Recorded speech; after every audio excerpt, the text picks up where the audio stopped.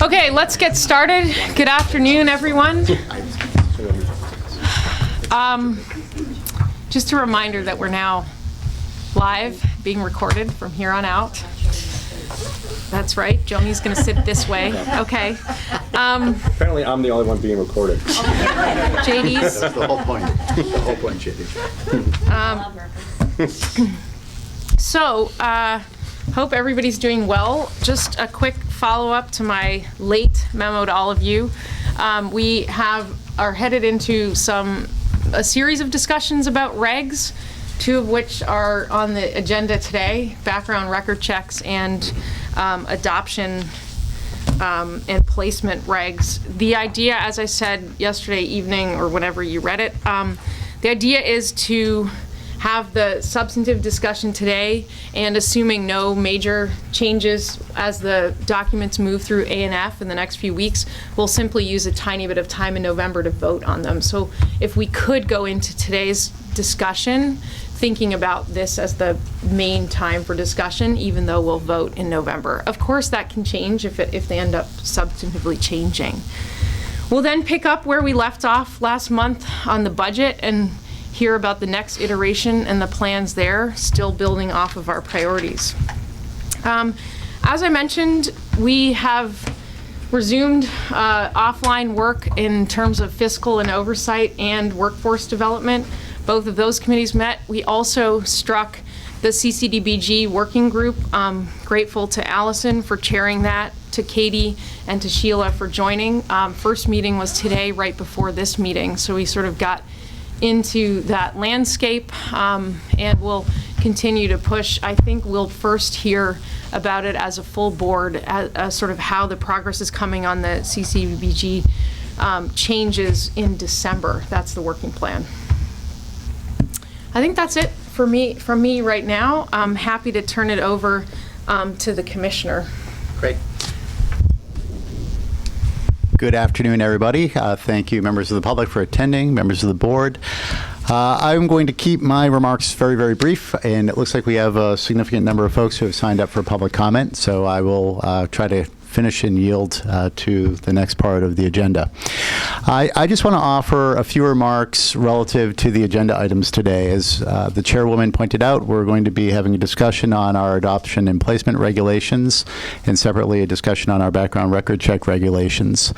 With respect, rather, to the adoption and placement regulations, as you will see from the timeline that we'll run through, there's been a long history behind the effort to update these regulations, which haven't been updated, I think, since 1998 or 1999. And I wanted to point out that while the process to arrive at these draft regulations that we're going to ask you to consider has been lengthy, it's been a very thorough process. Our team has actually worked over a number of years through a number of different processes to get input from those actors who will be impacted by these regulations, as well as from our state partners who are involved in this work. And I think we've arrived at a set of very good common sense and best practice recommendations for you to consider.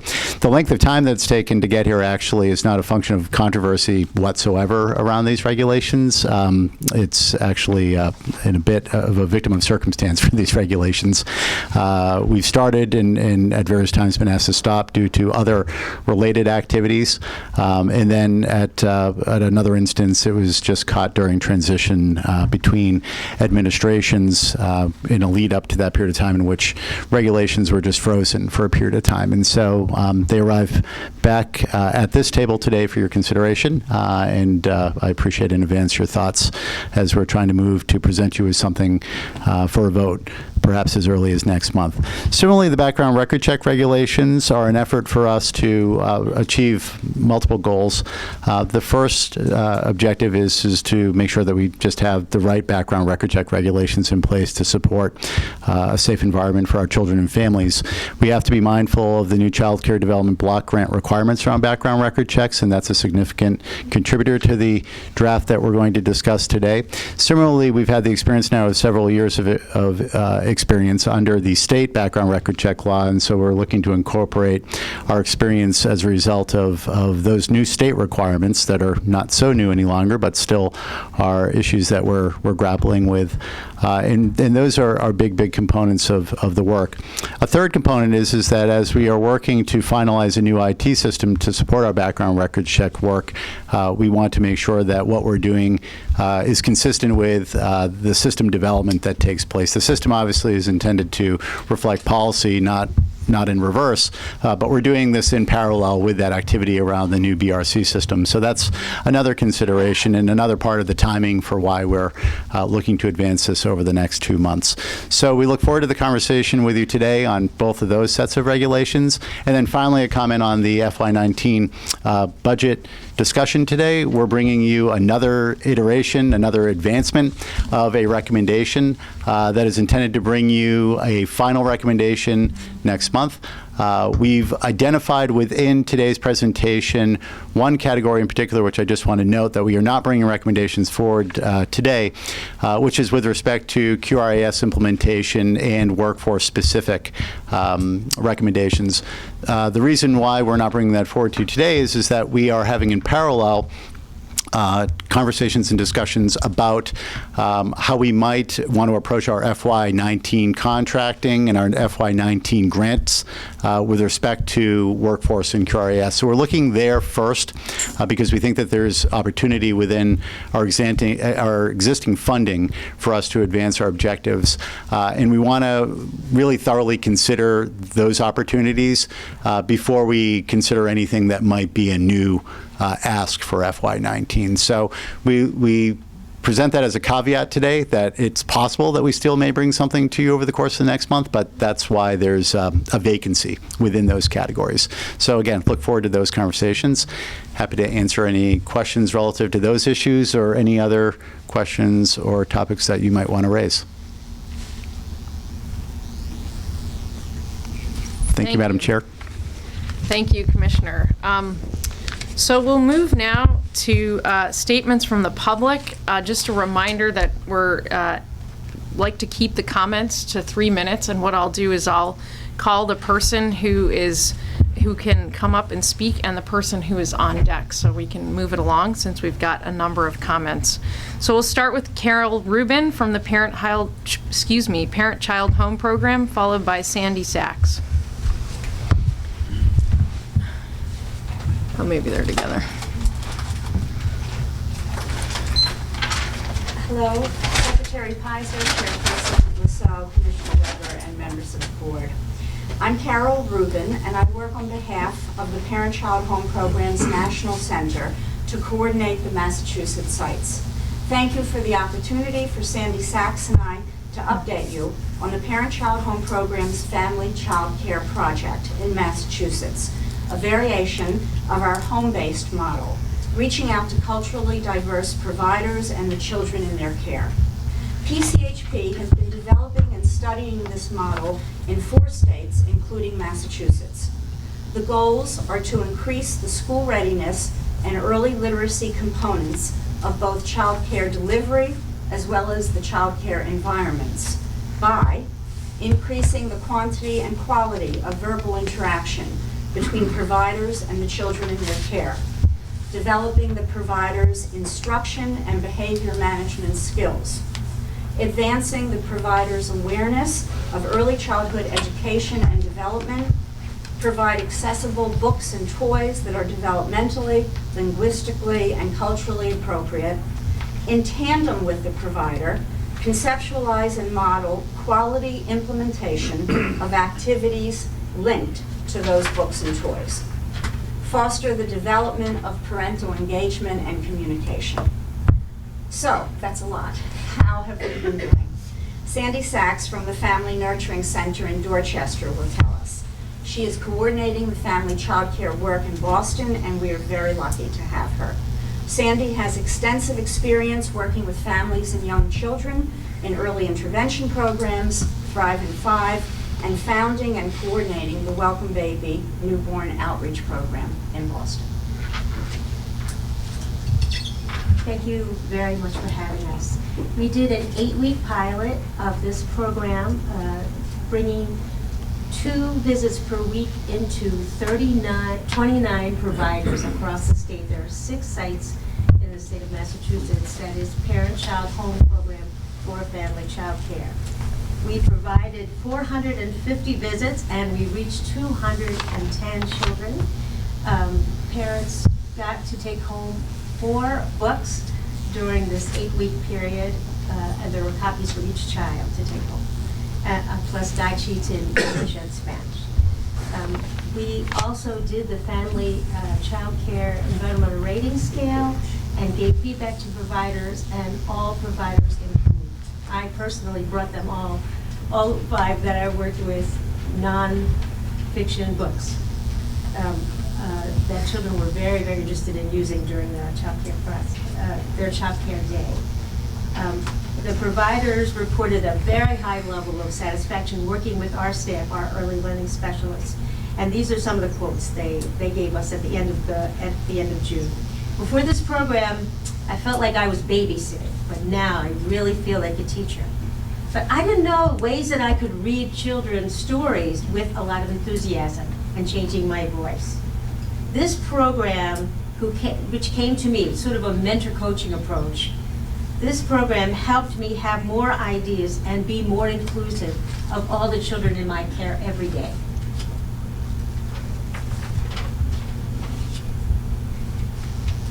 One of the other goals was to really engage parents of the children.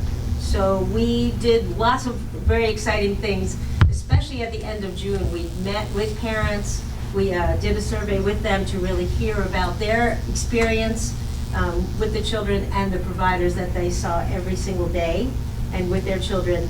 Parents, again, received books and guide sheets and reported to us increases in their early learning activities. I want to read you 2 quotes they said.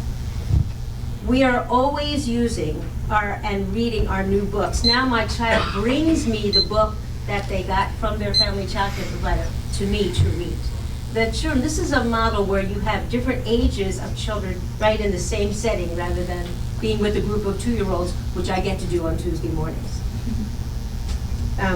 So this year, fueled by this inspiring success of this 8-week program last spring, now we have funding from DEEC to do this program for 24 weeks. So we will be doing 2 home visits a week with our early learning specialists to 36 providers across the state, from Boston all the way to Pittsfield, which I visited this summer.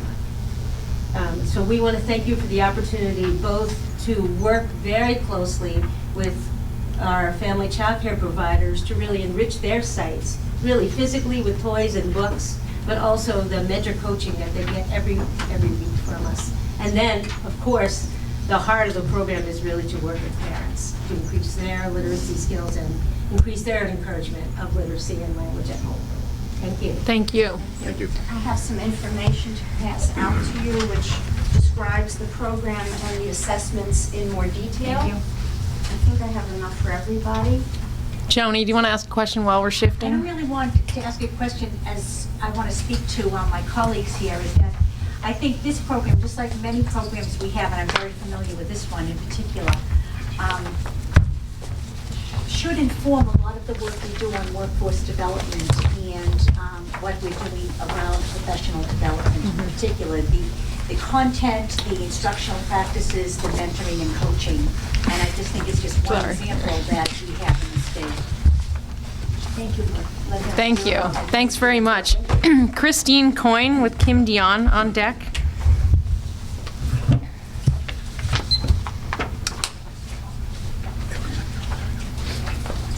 Good afternoon. My name is Christine Coyne, and I am the Program Director for Community Care for Kids in Quincy. I would like to talk about the importance of the CCRNRs to the Commonwealth. Our work not only helps Massachusetts families with child care subsidy needs through vouchers, but greatly enhances the success of families in our programs.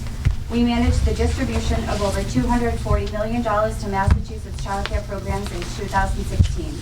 100% of the CCRNR access management services are reimbursed by the federal government. We work closely with EEC to help to help identify potential fraud cases, saving the taxpayer dollars. For those cases that we identify, we submit related documents, case notes, and reasons to believe that there may be fraud involved.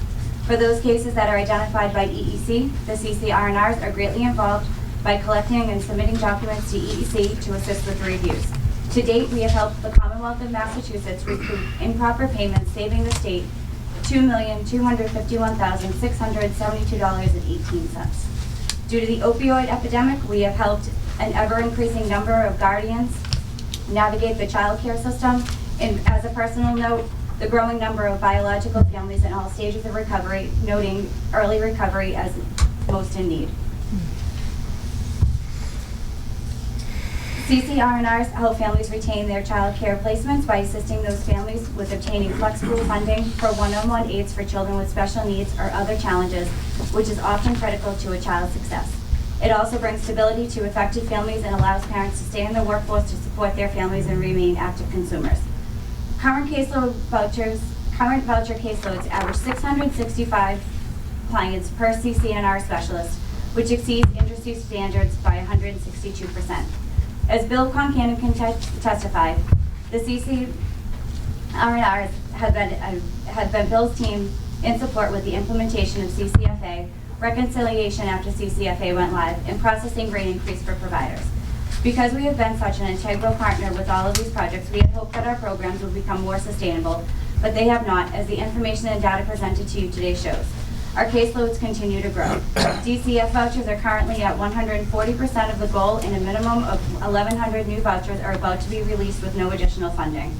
CCR&Rs are also working with EEC's auditing unit to begin rollout of monitoring of all voucher-only providers for compliance with business and fiscal practices. We will also be processing the upcoming 6% rate increase for providers. Keeping families working or in school creates a positive economic return for the Commonwealth. The Massachusetts CCR&Rs assist in this delivery by effectively managing those families on subsidies, providing access to resources, and creating environments where families can succeed. We are a very important piece of the subsidy system. In these times of fiscal prudence, it makes sense for the Commonwealth to invest in the CCR&Rs as they consistently deliver a positive return on that investment. We are respectfully asking for additional funding support for our agencies. Good afternoon. My name is Kim Dion, and I'm representing the Massachusetts Child Care Resource and Referral Network. As always, our agencies are committed to working collaboratively with EEC, and we look forward to working with Commissioner Weber and his staff to implement the new contract guidelines, new policies, and the various projects for this fiscal year. We've recently managed the move of 26 towns to different CCR&Rs as a result of the contracting which occurred on July 1st. This not only involved reaching out to families, providers, and other EEC grantees like CFCE coordinators, but actually copying and delivering family and child care providers to the new CCR&R. All 7 CCR&Rs continue to report the inability to respond in a timely and efficient manner as the call volume has skyrocketed, and our caseloads are averaging 665 per voucher counselor, which is 2.5 times the standard cited by Child Care Aware of America. In my office alone, I've been averaging 100 voice messages per day on my front desk phone in my Worcester office every day when we come in the morning. My phones only allow for 100 messages to be left. This has been going on since the summer. The projects we're working on include processing the 6% rate increase to providers and preparing to start writing the 1,100 vouchers to families waiting for care. This will, as a byproduct, involve cleaning up the wait list. Our network anticipates it will take at least 10 letters to families on the wait list to fill one voucher opening. We're dealing with families who have been waiting for over 2 years for subsidy, so there's a lot of changes, both in contact information as well as service need for these families that must be addressed prior to writing these vouchers. There is real concern about meeting the expectation of filling these vouchers by February. Additionally, the 600 DCF vouchers that were released last year now stand at 1,013 vouchers written, with an additional 266 children pending services through our agencies. These are the most fragile children in the Commonwealth and take considerable more time to process than other voucher populations. The CCR&R funding level was drastically reduced by 40% due to 9C cuts mid-year 2009. To date, we are funded over $3 million less than we were in fiscal 2010. In your folders, you're going to see a chart of funding levels since these cuts. At times, the R&Rs have received one-time money for things like waitlist remediation, which have helped by allowing us to offer additional hours to our staff to complete projects in a timely manner. However, our staffing issues are twofold. We ask our employees to do too much, and we do not pay them enough, so they're leaving our programs. In my office, I'm typically budgeted for 7 or 8 voucher counselors. In the past 3 years, I've had 31 people in those positions.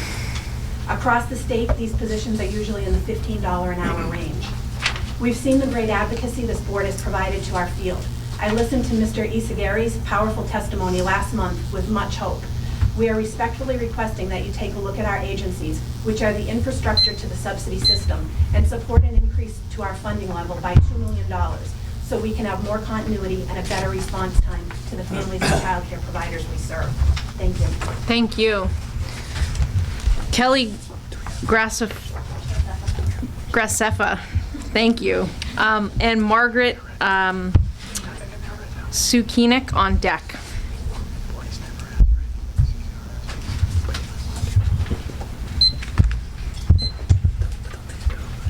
My name is Kelly Gracefa, and I'm the Program Director at Childcare Choices in Boston. I have been the director for about 3 years now, but I've worked at Childcare Choices since 1999. Ccdbg has been helping families and providers in the early care and education system for more than 25 years, and we've been pleased to partner with EEC and its predecessor agencies over these many years to deliver services on behalf of the state. The Child Care Resource and Referral Agencies are very much the glue that keeps the system together and operating seamlessly, especially for low-income families. We are indispensable to families looking for and understanding high-quality early care settings, and to providers in the field who are delivering early care and education to the children in their communities.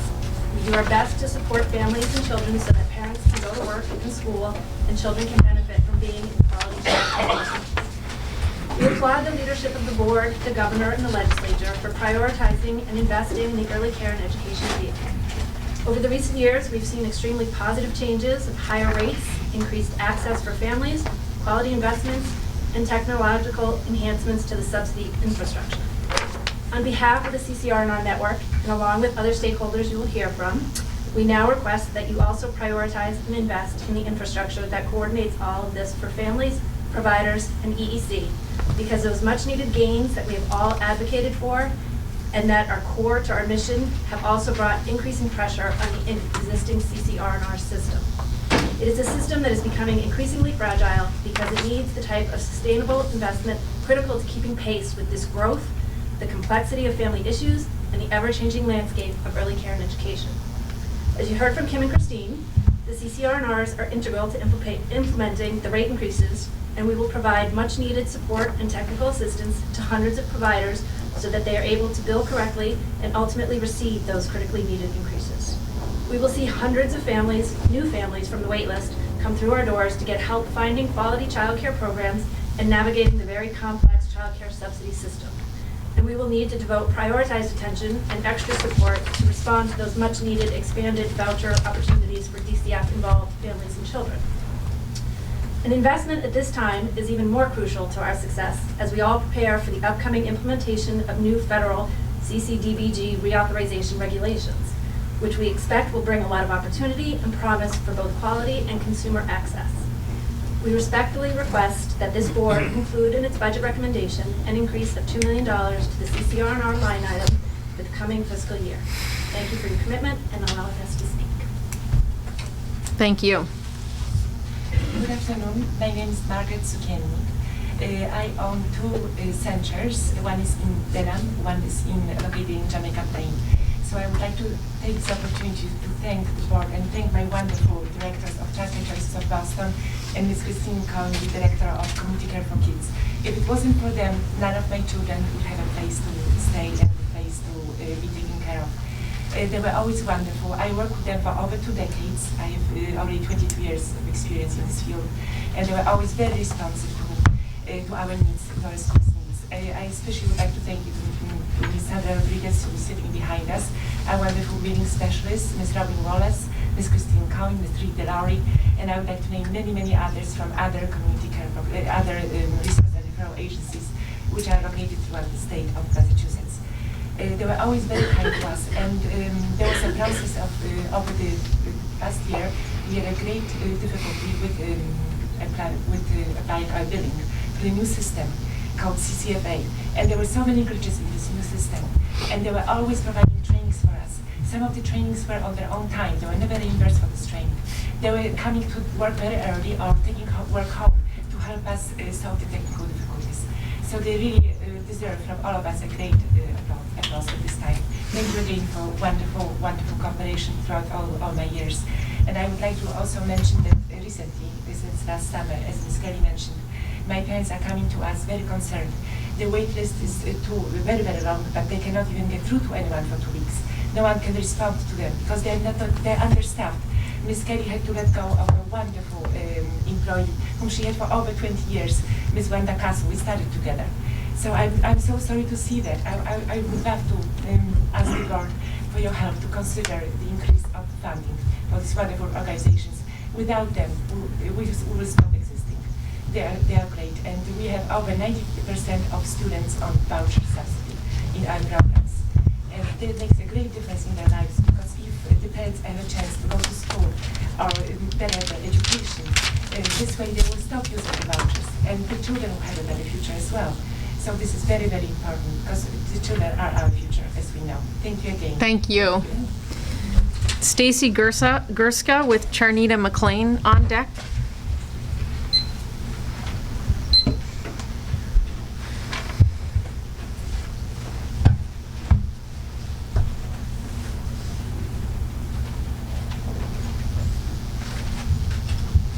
Good afternoon. Thank you. My name is Stacy Gurska, and I am the owner and director of Best Friends Early Learning Center in Chelsea, Mass. I have been in business for over 21 years and have had a contract with Childcare Choices of Boston and other resource centers as well for 20 plus years. My experience has been very positive for the most part.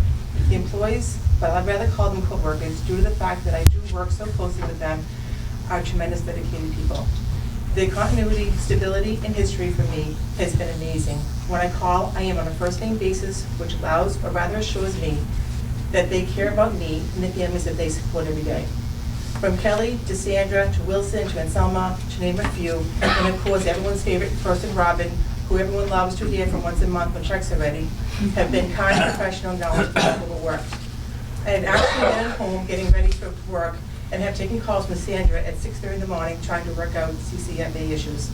I've actually also have sitting in her office on a couple of occasions while she did her work, and I sat on my laptop trying to work out kinks that would allow me to process CCFA more effectively. She is at work early trying to get ahead of her daily duties.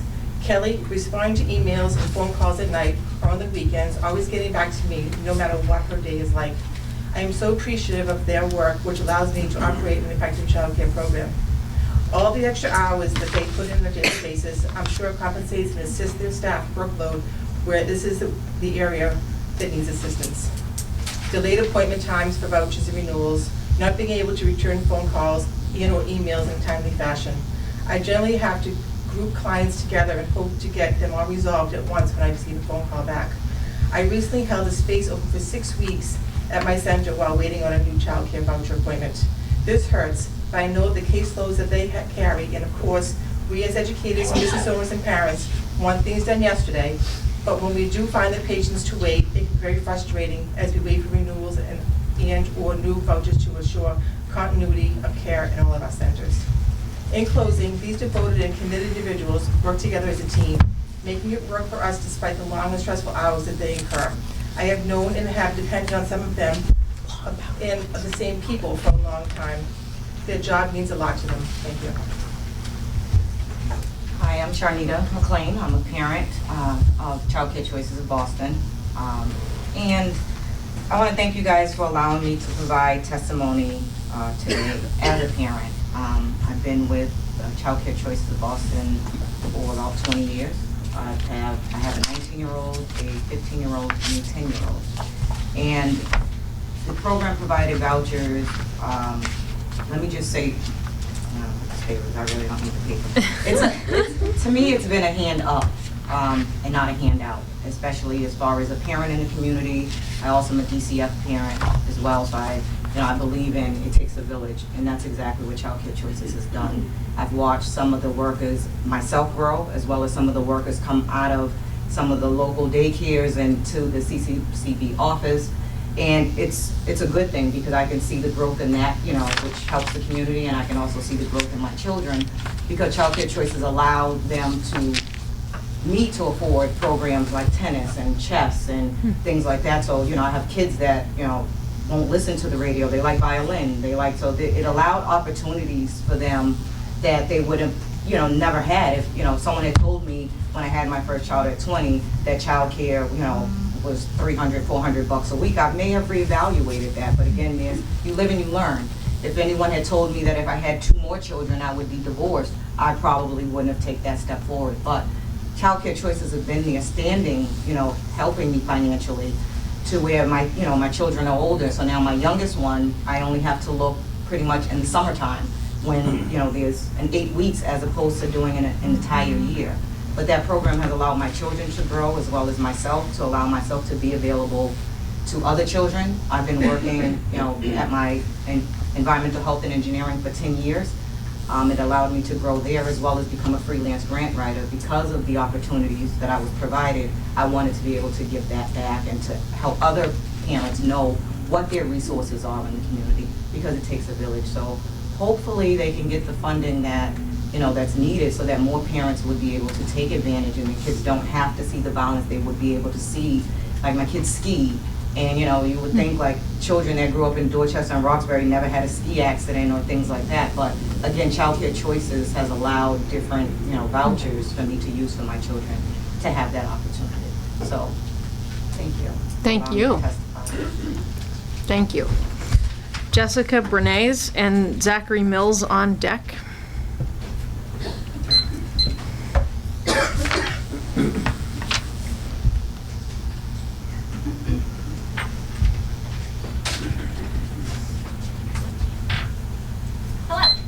I'm Jessica Brennis. I am the Vice President of Operations for Imagine That. We provide childcare and after-school programming in Region 3 and Region 6. Currently, I am here today to discuss the importance of really supporting the voucher agency. When I heard that there is discussions about cutting for the voucher system, that was an immediate concern for our organization. Currently, just within our after-school programming, we are servicing over 300 children.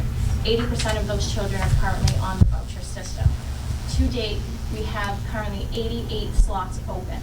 Out of those 88 slots, it's not because of the lack of children, it's because of the lack of those families being able to get vouchers. We are currently holding 30 slots for children that are telling us, families that are telling us that they're getting vouchers, they're just waiting to get in the door. Families are constantly calling the voucher agency, leaving messages, they're calling, they're getting busy signals, they're emailing. Who gets it? We get it as the provider. We're getting parents extremely upset saying we need our children to start, especially after school. We've got working families that need it. And there is just no way, unfortunately, they can afford a private rate. So we are in the position of taking the children and not getting paid, and in hopes they'll get a voucher, or having families losing jobs now, not being able to go to school because they're unable to get these vouchers. So right now, we are tracking as an organization 10% as a decrease. We're trending right now behind our budget because of the fact we cannot fill these slots. So this is a big effect. It's really, hurting these organizations from full-day programs to especially these half-day programs. So I would love if you guys could really support in revisiting the budget and seeing what we could do to help these voucher agencies. Thanks. Thank you. Hi, I'm Zachary Mills. I currently work in inventory practice management at Dana-Farber, but I worked at Childcare Choices Boston for about a year and a half, started January of last year. And, it's a tremendous organization, and I thank you all for listening to everyone here, including myself. Today, there's a lot of wonderful people in the room, and we really need your help. I came here to speak because I know what it's like on a daily basis, Childcare Choices Boston, and it can be very difficult for parents to, as you've heard, have any access to the people who are trying to link them to the subsidies themselves. And when I first started, I was a temp employee, and I was tasked to clear out 2 mailboxes for 2 of my coworkers who they'd not been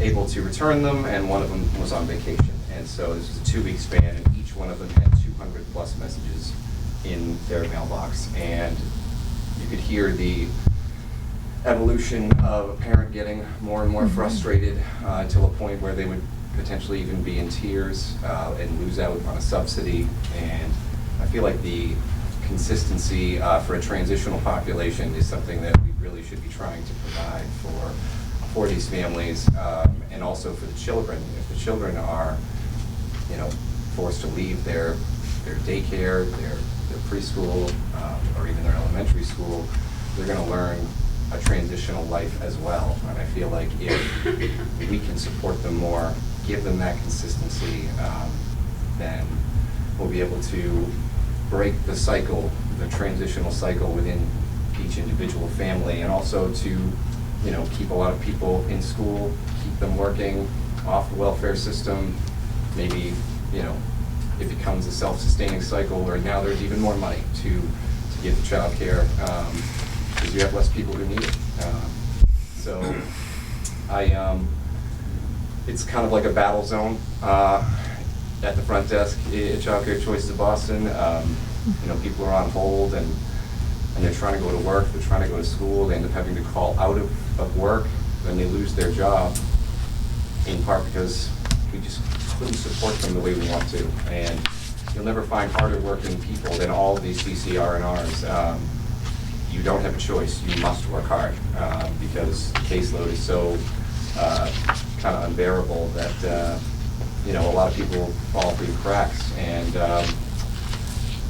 I got really heartbroken on a daily basis. It was really hard. My stomach turned every day, and it really takes a hero to do this job. And unfortunately, the heroes in the room are all unsung. And if we can just have a little more support, we can give Massachusetts families the care that they deserve, and give the employees the resources to help these parents better. So that's really all I have to say today. I just want to say thank you again, and thank you to Kelly, Graceffa, and Childcare Choices of Boston, because I don't have children, but they helped me become very successful in my own right, and I'm really appreciative of that.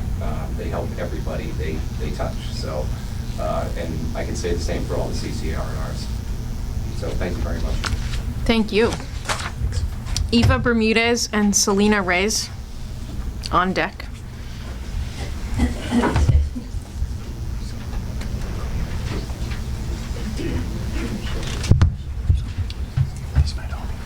Transpo, yeah.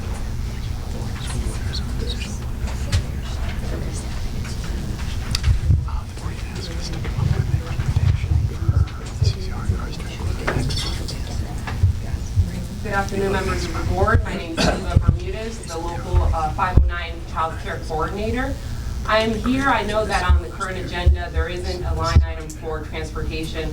We just wanted to mention it because it's an ongoing discussion, and I just wanted to simply ask the board members and reinforce the Fiscal Oversight Committee to consider, and I know they're considering very, very hard of their options and recommendations, but to consider a reality where most kids are represented in transportation, where we can find savings, the savings that we so badly need, but also take in consideration the providers, the parents, and the transportation that those kids need in order to get to their care.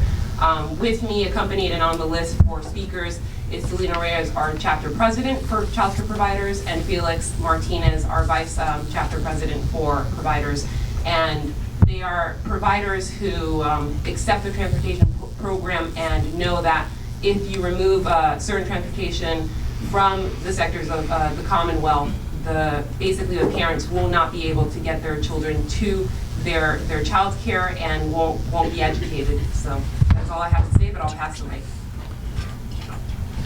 Good afternoon, my name is Selena Reyes.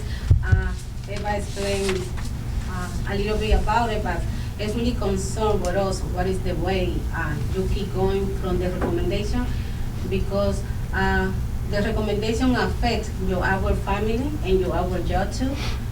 So we want to follow what is the way you keep going, because it's really important to us. We need to thinking about our family in low income is they don't make more than $11 per hour.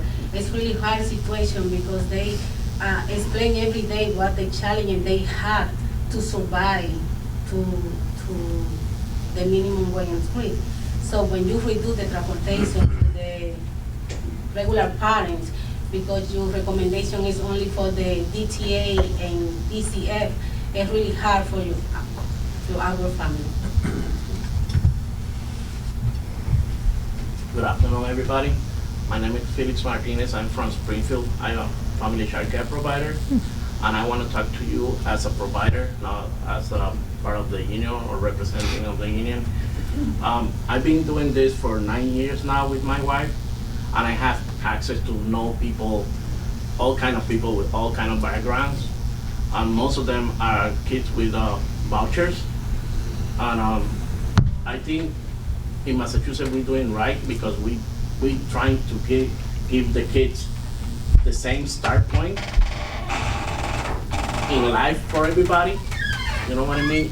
Not, if you take transportation away from them, it's like step back to them to start the same race that everybody has to race. So I think everybody should have the same right to start at the same point. If we help those kids, in the future we're gonna have good citizens. If we start taking away the little help that we can give them, we're just making it harder for them. And we're gonna create a bigger problem in the future for the society. That's all I have to say. Just take a moment, think about it. What we should do. We should put all those kids in the same line, or we gonna step back those kids and give it the other kids ahead in life. It's up to you. Thank you for your time. Thank you. Thank you. DeJohn Rice with Lucas Scorsese on deck.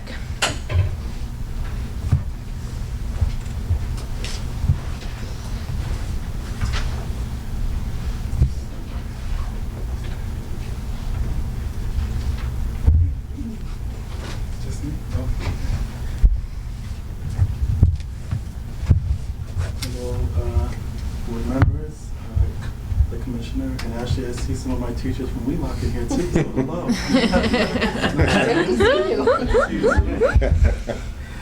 My name is DeJohn Rice, and I'm the CEO of Bridge to Excellence. I started my organization, well, it was licensed in 2014. I started with one site in Roxbury, and now I've grown that into 3 sites. I started when I was 21 years old. As a volunteer program, and I grew it to be a licensed program, and now I've been doing so for 3 years, and it's changed my life.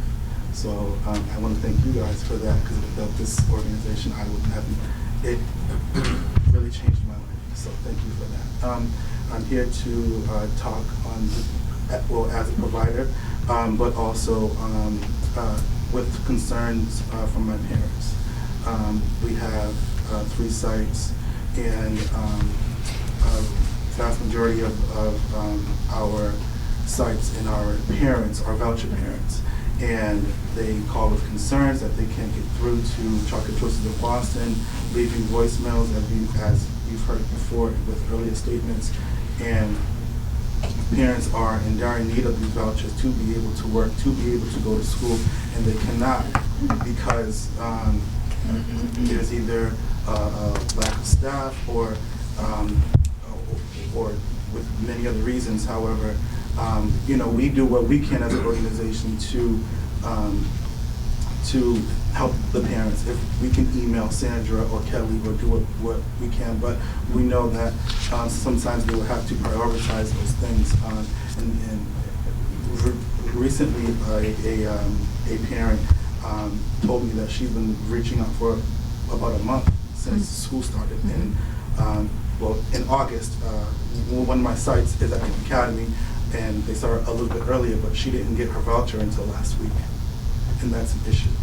You know, so we would want you to consider the CCN, the Childcare Choices of Boston's line item in the budget to increase, because we need their help. Without that, they are basically the foundation, and without the foundation, what happens? Things crumble. Things don't work out. So I do want to thank you for your time. Thank you so much. Thank you. Thank you. Okay, we're all set. That concludes actually our public comment period. Thank you very much.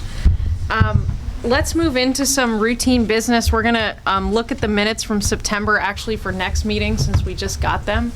But let's have an update from Fiscal and Oversight, and I can give a brief update on workforce that Eleonora and others can chime in on just quickly, because I know it's gonna come up in November in this main meeting.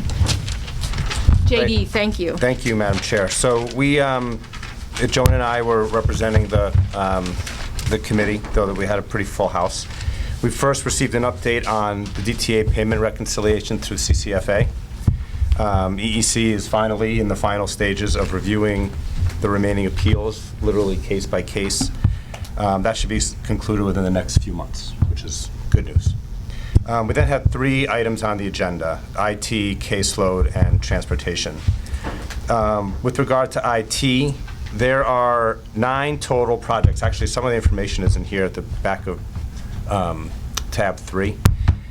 There are 9 total capital projects in the CCFA queue, 4 currently in progress. This includes staffing up, developing milestones, timelines. We got a grid. The 4 currently moving forward: rewriting the legacy contract manager applications in CCFA, improving business workflows and streamlining the process, CCFA integration with MARS, completing a module to finalize paid time off functionality, and completing and enhancing the functionality related to the SEIU bargaining agreement. In general, CCFA is being expanded to do exactly what we wanted it to do, which is increasing the value and breadth of CCFA, and that's a good thing. We also received an IT update on LEAD, the Licensing Education Analytic Device, which is essentially a cloud-based tablet platform for licensors to manage their visitors and for providers to access information. That was pretty interesting. This is being implemented in phases. Phase 1 went live last month. Provider training is happening this month, and expected completion of the phase-in by the end of the year, at which point, by the way, 10 years of legacy data will be available in this system, so that's great. Regarding caseload, FY17 billing is finally closed. The final surplus for the year was $23.4 million. 13.5 of that was from IE and will be PAC'd into this fiscal year to help fund the rate increase in voucher access. So the final actual reversion is just under $10 million, which for some context is about 1.7% of our total budget. We didn't talk about FY18 yet. We're going to get our first quarter FY18 update at the next meeting. The 6% increase is being implemented now. It will be paid out in November, retroactive to July 1st.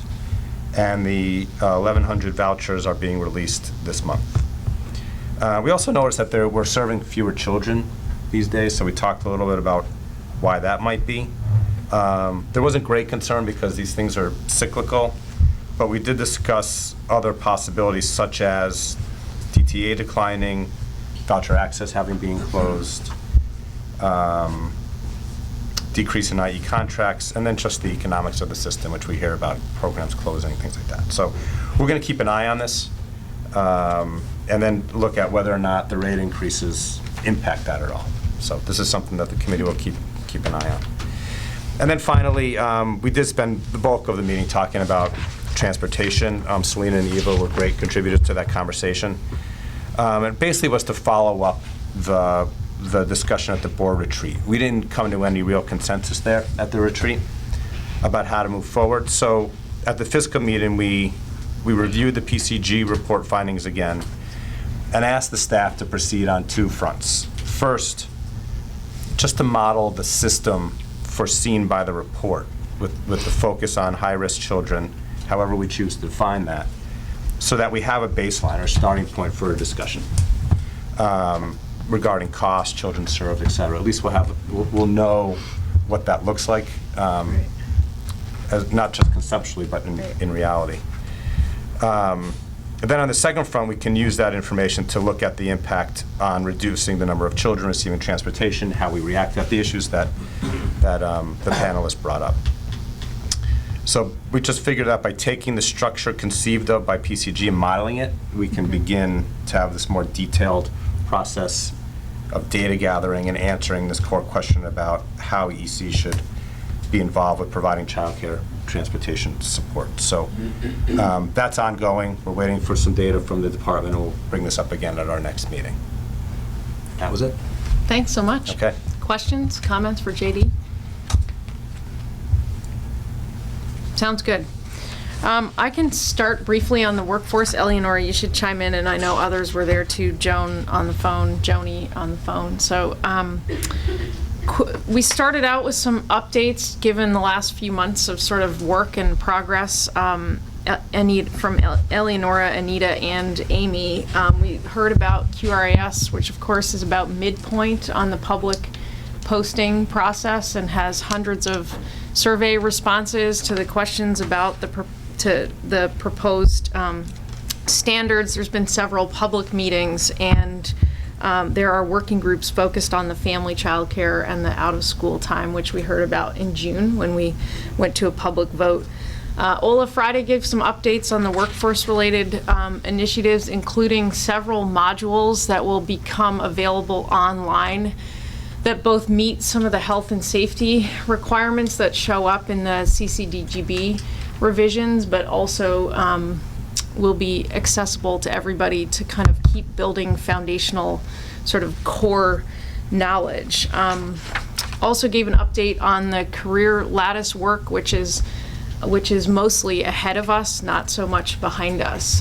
We then moved into a discussion about some QRS quality dollars this year and the potential of allocating those towards ASQ screening, developmental screening, as sort of both building core competencies and looking closely at child development, but also as a family engagement tool. It's widely used already, so it wouldn't be a sort of the theory of action is that it wouldn't clutter the field as much as provide some technical assistance and support to continue to have that as a key tool as part of the birth through 5 at least system. The United Way has put a lot behind it as well as part of their one of their initiatives.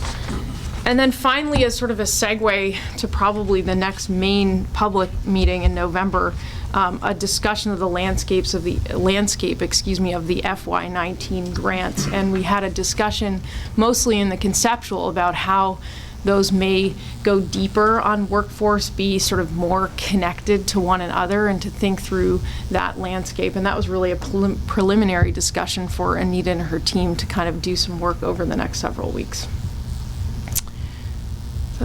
That was it. You covered everything.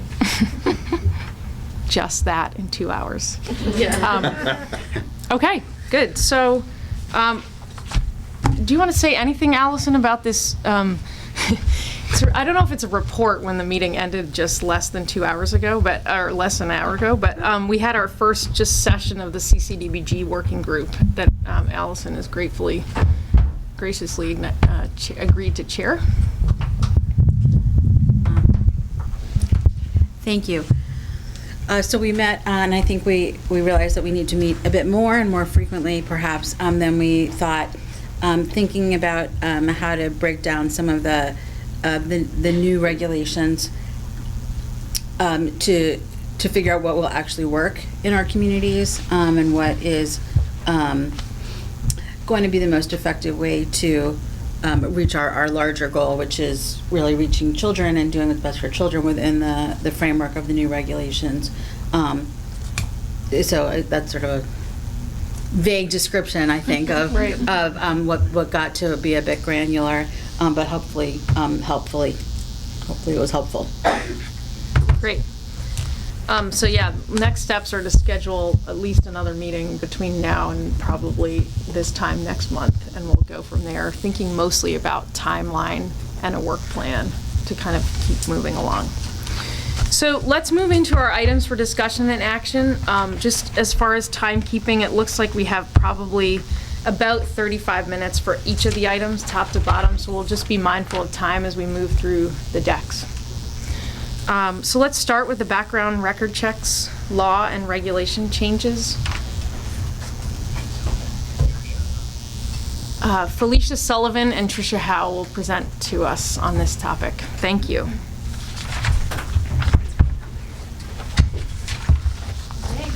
I'm sorry, I don't have a JD for this meeting, but.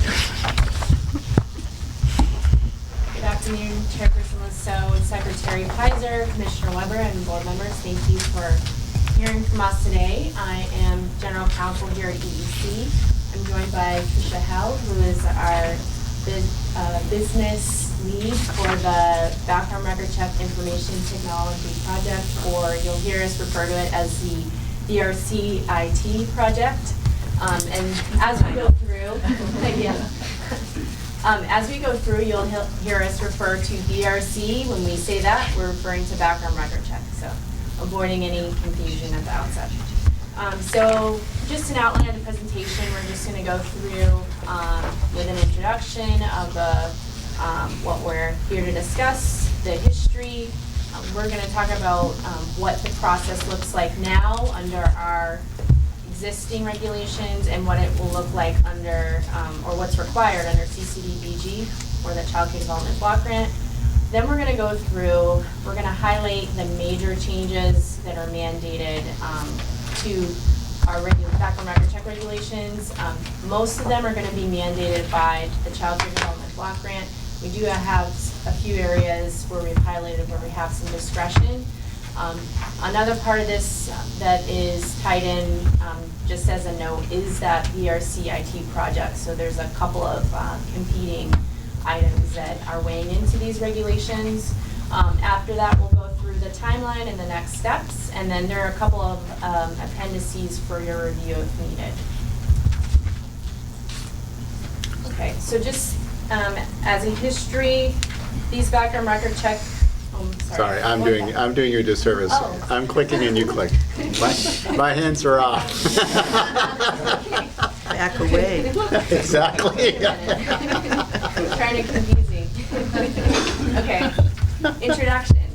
All right, so these are, we're going to go through, we don't have the actual regulations that we're going to be presenting here. We're just discussing the major components.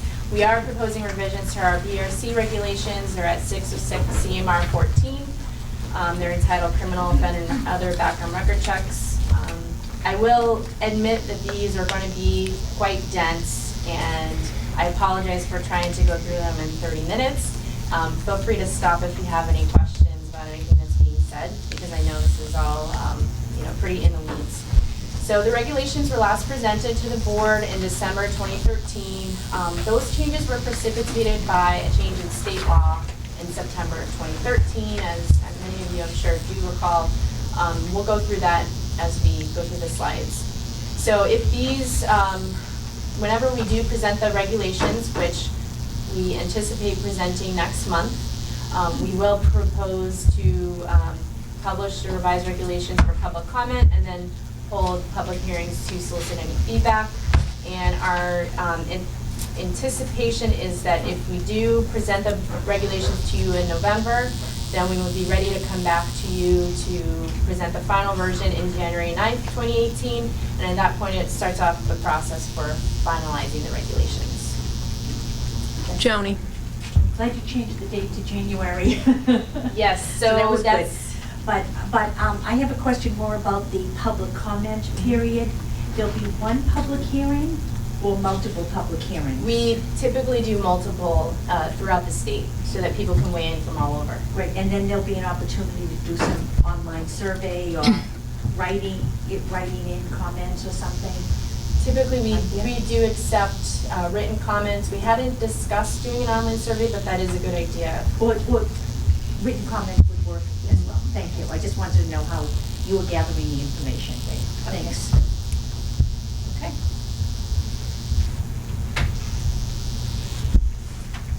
Okay, so as far as the history goes, So the VRC regulations were last presented as emergency regulations related to the September 2013 change in the law. They were presented in December 2013. They were addressed to include the sex offender registry information checks, or SORI as we call it, and the fingerprint-based checks to state and national criminal databases.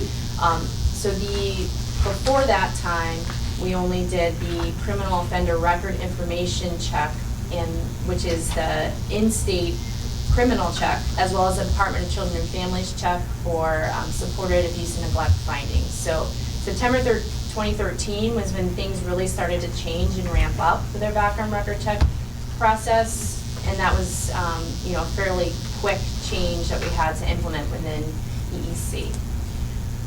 Then to add on to that change in September 2013, we had the Childcare Development Block Grant that came out in October 2014 on the federal level, and that significantly expanded the scope and manner of our VRC process.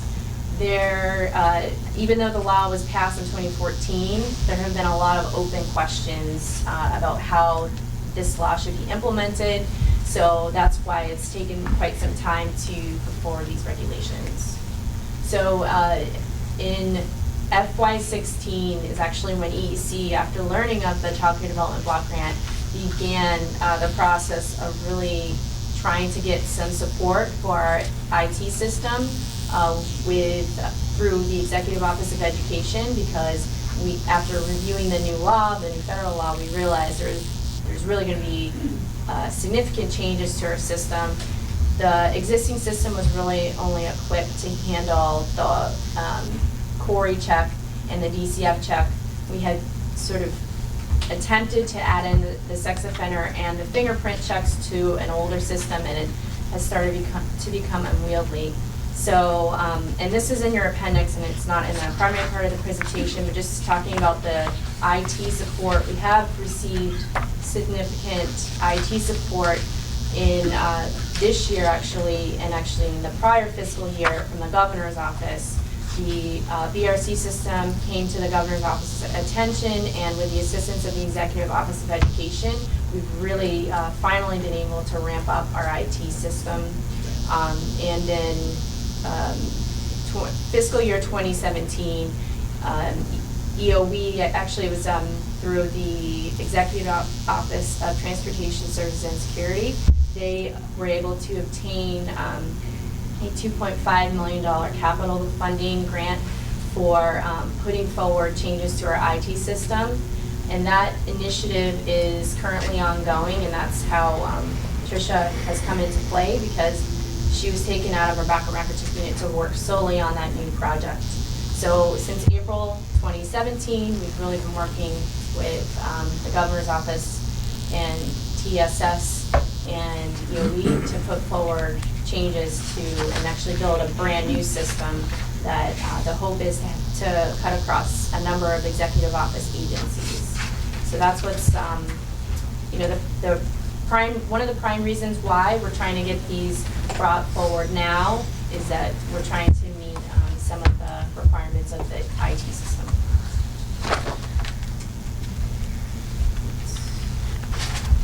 And now I'll go ahead and turn it over to Tricia. Hello. So before we discuss some of the changes, we're going to talk about the current VRC process. So right now, the current VRC process for EEC requires 4 separate checks. The first check is the CORI check, which is the criminal offender record information. And EEC has the highest level of CORI clearance, so we do receive convictions, non-convictions, pending charges, juvenile records, and sealed records. The second check is the DCF check, which is a check of the Massachusetts Department of Children and Families Registry for supported findings of abuse and neglect. And then, of course, as stated previously, effective September 2013, we started doing the SORI check of registered level 2 and level 3 sex offenders from the Sex Offender Registry Board, and then also the fingerprint-based check of state and national criminal history databases showing any crime for which an individual has been fingerprinted in the U.S. So we require VRCs for those age 15 years old and above. EEC statute requires VRCs to be completed once every 3 years unless an exception applies, which one of the exceptions that we have are is if the candidate committed a new crime, if they moved out of state, or if they have a gap of employment over a year.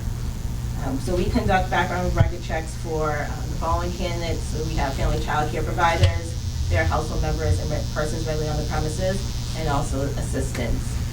So for group and school ages and residential programs and adoption and placement agencies, we do their licensees, the VRC reviewers, employees, volunteers, and interns. And for prospective adoptive and foster parents and household members, and we also do VRCs for in-home non-relative caregivers.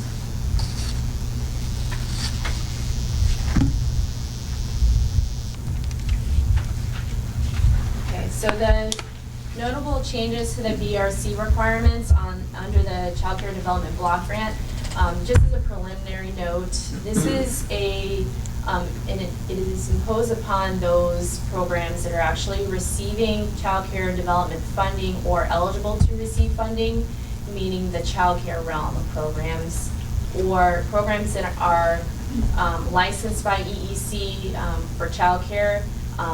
They are subject to this, as well as any program that receives child care development funding, regardless of whether they're licensed. So we do know, as we'll talk about shortly, that there are a number of programs that receive funding from EEC, or they receive CCDF funding, but they aren't actually licensed by us. So the exclusion in that would be residential, placement, and adoption and foster parents. So in addition to the 4 checks that Tricia described to you, we also have to do a couple other checks. So we have the National Sex Offender Registry check that's mandated under Ccdbg. We're actually applying that to everybody with the exception of adopter and foster parents. So we'll apply that to residential and placement agencies, even though they are not subject to Ccdbg. And we found a way to do it in a fairly automated way so that you don't anticipate that being an issue. The real lift for the agency will be the second part, which is we'll inquire of everybody whether they've resided anywhere within the prior 5 years, and that would be everybody meaning every child care candidate. And if they have resided anywhere, then in any state where they've resided, we have to do a state criminal repository check, a state sex offender check, and a state child welfare check, which is the DCF equivalent in whichever state they've resided.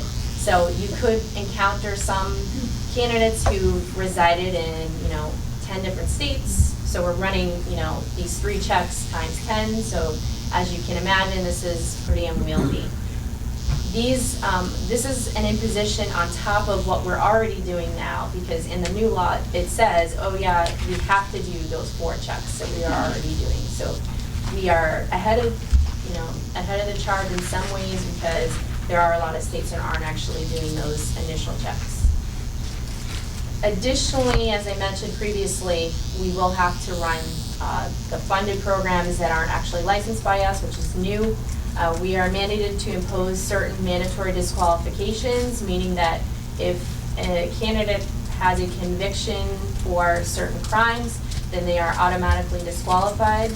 And then just a new thing within the law is that if somebody provides false information during the VRC process, then we have the ability to find them not suitable or exclude them. How often do you have to do that? So we have to, under the federal law, we have to do it once every 5 years. Under our state law, it's once every 3 years. We're allowed to maintain that, but we would like to change our statute, if possible, to align with the federal law, so we're not having to do it as frequently. And this is assuming that the person stays in the same site. But if they change sites, then it has to be repeated again? No. So that's actually under Ccdbg. We are allowed to, or they're mandating actually, that we have them run once, unless if there's an exception that applies, then we have the option to rerun them, but we can only run them once for any child care program. Okay. So that's a positive. Thank you. Just one follow-up on that. So there was, I think on the previous slide, it says once every 3 years, unless they've committed a crime. How do you find out? how would we know that they had committed a crime? The same thing. So that's actually right now within our regulations, we mandate that our family child care providers notify the licensor if they've committed a crime. The employees have an obligation to their employer to notify. But the other thing that Tricia will talk about in the future slide is that they have something, a module that the Department of Criminal Justice Information Services they're creating, so that they're able to actually let us know if there's a new criminal offense. So By and large, the onus is on the provider and the staff to come forward, and if they don't, that's a violation, which is ultimately a problem for them. Although I think, correct me if I'm wrong, Felicia, that the module that you're describing that Tricia is going to get to is on a 24-hour cycle, the information would be updated, so we'd receive any new criminal information that might be applicable under the new system within a 24-hour window, which is a great technical advancement beyond just voluntarily coming forward, because there's questions about the incentives that are there for a provider to immediately jump up. But that then triggers a full background check, all the various elements, if someone shows up on that scan. So that's something we'll need to work through. If somebody's, charged with operating with a suspended license, that's going to be very different than if they're charged with, murder. So we'll have to create a policy to address how we handle each of those situations. Okay. Joan. So I know a lot of this is really focused on compliance with the new federal law, and that we already have a lot going on. I'm wondering if you can offer some insight into how useful the multi-state fingerprint-based check has been in terms of getting hits, and whether it's worthwhile to think about expanding to some of the groups that are not currently included under the federal law. I know you mentioned doing the sex offender check, even though it wasn't mandated. Is that something that we should be considering at this juncture? And what's your thinking around that? So as far as the out-of-state checks and the application of those to the residential and placement agencies, we have considered it due to the fact that right now we don't have a resolution that is an automated fix, and therefore and part of the reason why we need to request a lot of VRC staff, and you'll hear about that actually in Bill's presentation, is due to the fact that we actually are going to have to do manual work to meet Part B of 2, to do those state criminal checks and the sex offender checks and the child welfare checks. The fingerprint-based check that we had to do pursuant to the state law, that only captures some of the information. And Tricia, actually, you're an expert at that. I don't know if you want to weigh in on your thoughts about that. So the fingerprint-based check is hard because a lot of times we have incomplete information, so in terms of disposition information. So we do end up reaching out to, having the applicant reach out to the police station, the courts where they were arrested from, to obtain the disposition information on it. But as Felicia mentioned, our out-of-state process right now will be more manual, and we're still seeking guidance from the federal government on how to proceed. They're looking to, all the states are suffering with this out-of-state check. So we do receive some fingerprint-based information, but of course, that person would have to have been fingerprinted at the time of arrest for it to be on that record. So that's why it can also be incomplete too.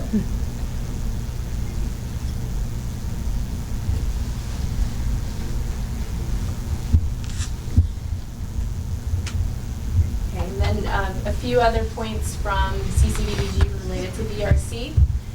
So this is a huge one. EEC can no longer share any background record check results with the programs. And that means that we right now have a process built within our system wherein EEC actually runs the Quarry and the DCF checks for everybody, but we send out the results to the group in school age and residential programs for them to look at the results and make determinations for Quarry and DCF. So that actually, when we ran the numbers, was an estimated 11,688 records that were being sent out and reviewed by the programs. So that means under the federal law, and we checked with them, and they 10 times confirmed that we need to bring in all of the record information in-house and have our VRC unit reviewing everything. Right now, we have, I checked for 2016, our number for reviews that were completed just from that year were 1,676 reviews. And we had, at one point at our peak, we had 5 staff who were reviewing those. So it's a significant increase. I will say that, you know, that number, let's say we're working off of the 11,688 number, we could see decreases because we're changing the offenses that we're actually going to be looking at. So the more minor charges, we're not going to be looking at those anymore. Then we have the mandatory disqualifications, which will take some of the work off of everyone's plates, but it's still an unknown at this time until we really get in and roll it out. Other requirements under the federal law, we have to publish all of our VRC policies and procedures online. We have to complete the background record check and any review within 45 days. And actually, that one is, we've adjusted it, and it doesn't have to include the review, it can just be the checks, which I confirmed. And then number 4, an applicant can work on a provisional basis if supervised at all times after completing a fingerprint check or a state query check based on fingerprints. Because our state query check is not based on fingerprints, the only option is the national fingerprint-based check. And then the last provision is that we may only run a VRC on a candidate once unless there's an explicit exception, and that we'll go through that later in the presentation. Can I ask you a question on this? How long can somebody work on a provisional basis? There's no, it doesn't specify how long it can work. Okay, thank you. One of the things that I know that you help us with a lot is really thinking about risk relative to the agency. How do you think about this shift of sort of centralizing review of adverse findings within EEC versus in the field as it relates to risk for the agency and ultimately for us? What's your read on this change? So I would say part of the problem in having the programs review the information is they may be a little too close sometimes, and they're really looking to hire somebody, and so I feel like it's a more neutral sort of shift by having EEC looking at all of the records. And it's a lot of work, and there's a lot of people who may be a small shop and trying to learn something that they're not familiar with. So you're going to have everybody sort of on the same page and being looked at all the same. So that's the positive. The negative is who knows what it's going to do to our turnaround time at this point. We're hoping and we're very optimistic that our new system is going to create efficiencies where they aren't presently in existence and help us actually make the turnaround time quicker. And we're hoping that this shift will be a good thing in the end. I'm anticipating it's going to be a bumpy road, but we're hoping to figure it out in the way that our system is being built. It really does seem to be a streamlined process. So it's pros and cons either way. Yeah. And then you mentioned starting to automate certain sort of lower level offenses. Can you give us a sense of what kind of things are in that category that won't be directly reviewed? So I would say things like driving offenses. Right now we get everything that is reported on a board of probation. So you don't get operating with a suspended license.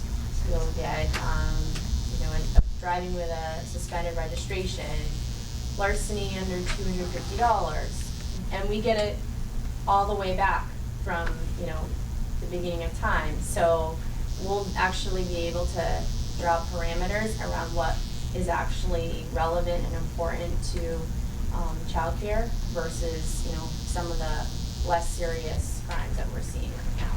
Driving with a suspended license might be one of those lists. Yes. I wouldn't think so, but I'll talk to you about that. I have one more question for you. So, is one of the proposals in the new regs to take the sort of table A and Table B I'm gonna lists I'm gonna the rerun it on you, discretionary Mary. crimes out and instead put those into policy? Yes. And just have more general language in the regs themselves? Yes. What's the thinking around the removing those descriptions from the regs? And, I guess how can people sort of understand what a background check does and does not mean in terms of, staff background? So our intent is not to eliminate the tables. Our intent is just to take them out. We don't believe they should necessarily be in the regulations, and take them out and put them in a policy instead. And our intention is to design a number of policies to explain, what is relevant, what is actually a mandatory disqualification, and really parse out all of the information. And we'll have flexibility that way. As new crimes arise, we'll be able to add them into the tables. Right now, there are several, crimes have changed. There are several new crimes that come through, and people are always unsure how to treat them, and it creates uncertainty for the person who has that information on their record. So we want to have a little bit more flexibility by removing them from the regulations. It totally makes sense, and I get that from an administrative standpoint. I guess the other piece of my question is what information is available to the public if somebody were interested to learn more, if they're not published in regulation? Is this information going to be available generally? It'll be in a policy, so it'll be online in a policy. And just to add to that too, just also when it comes to out-of-state crimes, things differ. So we can have, a Massachusetts list, but they may not tie up to what is a mandatory disqualifier coming out of New York, or, there's different, criteria and different levels and things like that. So that's why we wanted to keep it flexible for that. So when we do get guidance from out of state, we can also include that in the policy.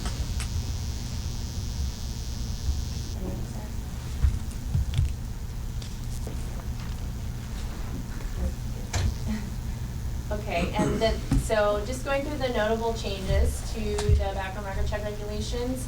So one of the big changes that I already referenced, the inclusion of EEC funded programs. So it requires a BRC for all programs receiving subsidized funding and this would include programs that are either not subject to EEC licensure or are license exempt. So I wrote down some examples in this slide of some entities that may receive funding from EEC that aren't actually licensed. That would include some public school programs, summer camps. We have religious organizations that receive a subsidy. They approve private educational schools, and then informal non-relative caregivers. We're already running DRCs on that population, but we'll just have to add on the new checks. So that's going to be a significant challenge for the agency. We'll have to identify the programs, and which we are presently in the process of reviewing. We have identified 991 programs. About half of those are the caregiver, funded caregiver category, and the remaining ones are primarily falling within the first 4 categories. So we are also, with respect to our VRC IT project, we are looking to integrate with CCFA to determine the exact number and identity of programs funded and not licensed by EEC. So programs, these programs are not only affected by the VRC requirements, but they are also subject to the annual unannounced visits and then the training components that are mandated in Ccdbg as well. Alicia, there's just a question on this. I don't know if you have this perspective, but do other states have sort of a similar list of non-licensed or license-exempt programs, or are we in any way unique in that way? There are other states that have programs that aren't licensed like us. They actually, sounds like there are a lot of states that allow people to be exempt when they're caring for less than 5 children. Mm-hmm. So they're actually in a much worse position than us. We actually are pretty strict when it comes to how many kids you have to care for in order to be subject to licensure. So I guess I'm asking that question, and maybe Commissioner, this is a question for you, is to what extent are we hearing, or is the U.S. Department of Education hearing about the challenge of implementing such an expansion of this scale? And to what extent is that likely to lead to either more flexibility or more time to sort it out? So, Without having to sort of put you in the position of speaking on behalf of the U.S. Department. well, I won't speak on behalf of the U.S. Department, but I will certainly feel comfortable sharing our experience in those conversations. This is probably the issue that the federal government has heard the most about in terms of the challenges of compliance with Ccdbg. Not necessarily this particular sub-issue here, specific to license-exempt programming, although that is not insignificant for, I think, all states. But the background record check requirements categorically is a big issue. To that effect, what we've heard from the federal government is that there is likely to be a window, which they've referred to thus far as sort of a 2-year window. Right now, as we noted earlier, we've been operating, as have, I think, virtually every other state, maybe but for one, on annual waivers for the background record check requirements. It looks like they're looking to try to extend that for at least one additional year in acknowledgement that this is a heavy lift for states.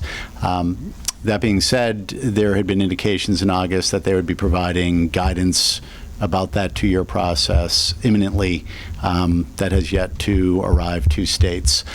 So we're anxious to obviously get that information.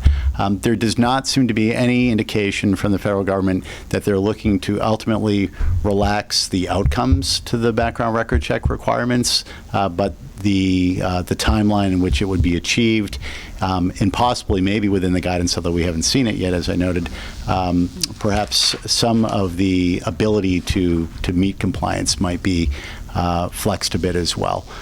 But there was great care taken at that August meeting of state administrators to say that it is law. It was passed, by a significant majority of Congress, and they within the federal agencies don't feel that they have so much flexibility with respect to making any serious amendments to it. So it really is more about timelines.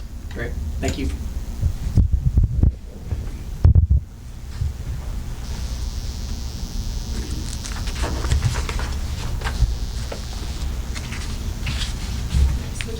Change. At this time, only those candidates who have the potential for unsupervised contact with children are submitted for VRC. So under Ccdbg, all program staff must be run, regardless of whether such individuals have contact with children. Those non-program staff must be submitted for VRC if they have unsupervised access to children. So that's a very important point, that we, under Ccdbg, we're required to run all program staff, regardless of this unsupervised contact with children. And so we have modified the regulations to take that language out and to line up with the Ccdbg requirement. So under the state law, programs completing the CORI, DCF, SORI, and fingerprint-based check of national databases, we modified those changes also. And we made it sure to note that it's for all EC program staff, that they also have to complete the NSOR check, National Sex Offender Registry check, and a criminal child welfare sex offender check in every state where candidates have resided in the last 5 years. Just important note, again, that this does not apply to residential and placement candidates. However, we did choose to apply the National Sex Offender Registry check to residential and placement agencies. So we have, like I said, we reflect all those checks within the regulations. And in terms of the IT system, we're looking to streamline those checks and have it all within one system.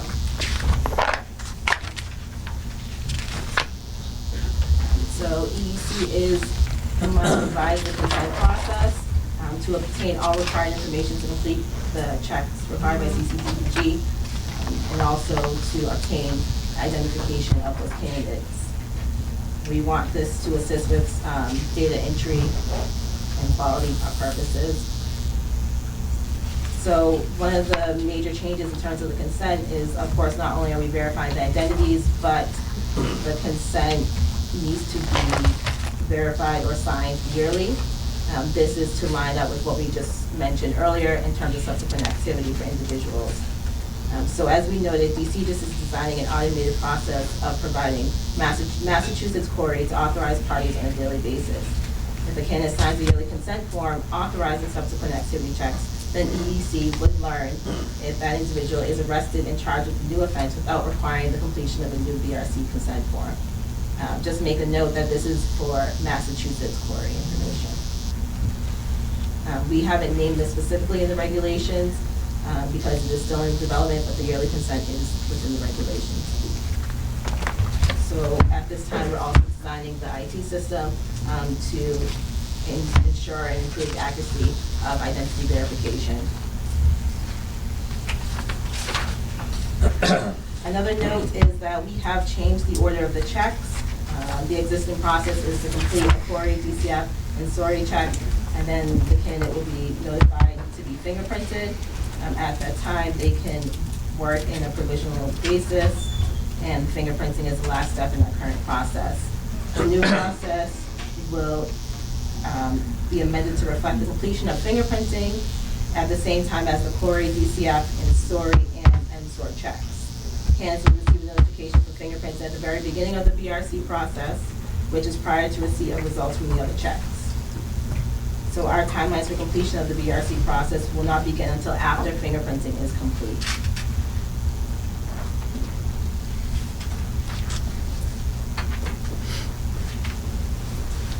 So employment pending the outcome, this is where we are touching base on the provisional hiring. So we have changed the workflow for BRC checks to accommodate the federal law, and we designed the process with the IT system. So under the federal law, fingerprinting and sex offender checks are precursors for working provisionally within a program in a supervised capacity.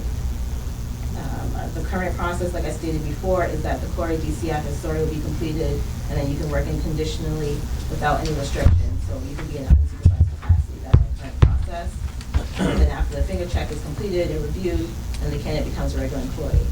So the amended process would be that they can only work provisionally in a supervised capacity when all sex offender checks are completed and the fingerprint checks have been completed and reviewed by EEC. After the remaining checks are completed and reviewed, the candidate may begin working in a regular capacity. Does that I thought my time was up.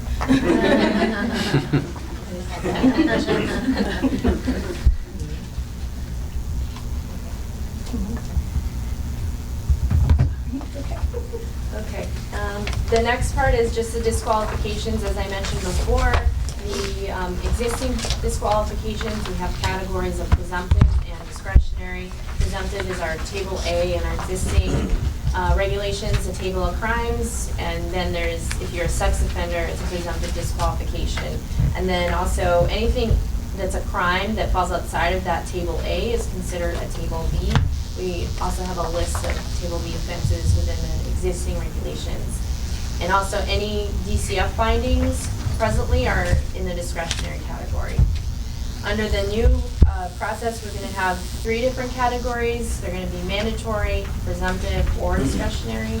The mandatory ones are the ones outlined by Ccdbg. There's certain offenses that are listed, and anything that's it has to be a conviction for the offense. If it's a non-conviction for mandatory, or if it's residential placement and it's conviction for mandatory, then it's in a presumptive category, which just means that they have to provide us with additional information upon request. So that would be a letter from a criminal justice official stating that the candidate doesn't pose a risk of harm to children, or a mental health evaluation also stating to the same effect. Another change just to note is right now for DCF findings, if it's a supported finding of sexual abuse, that would fall within our discretionary category and our present regulations. We're changing that offense to fall within the presumptive category. Sex offender checks are changing from presumptive to mandatory under the new regulations.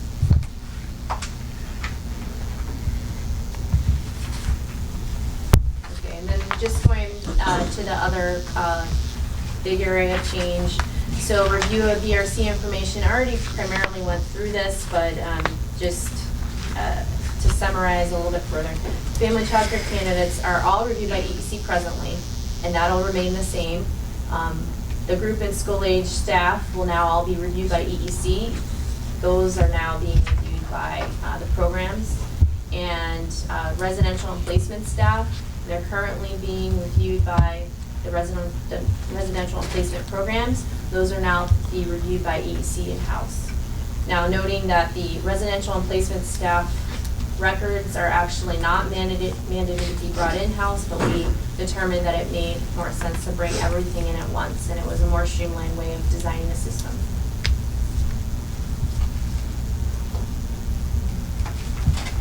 And then just the last couple of changes.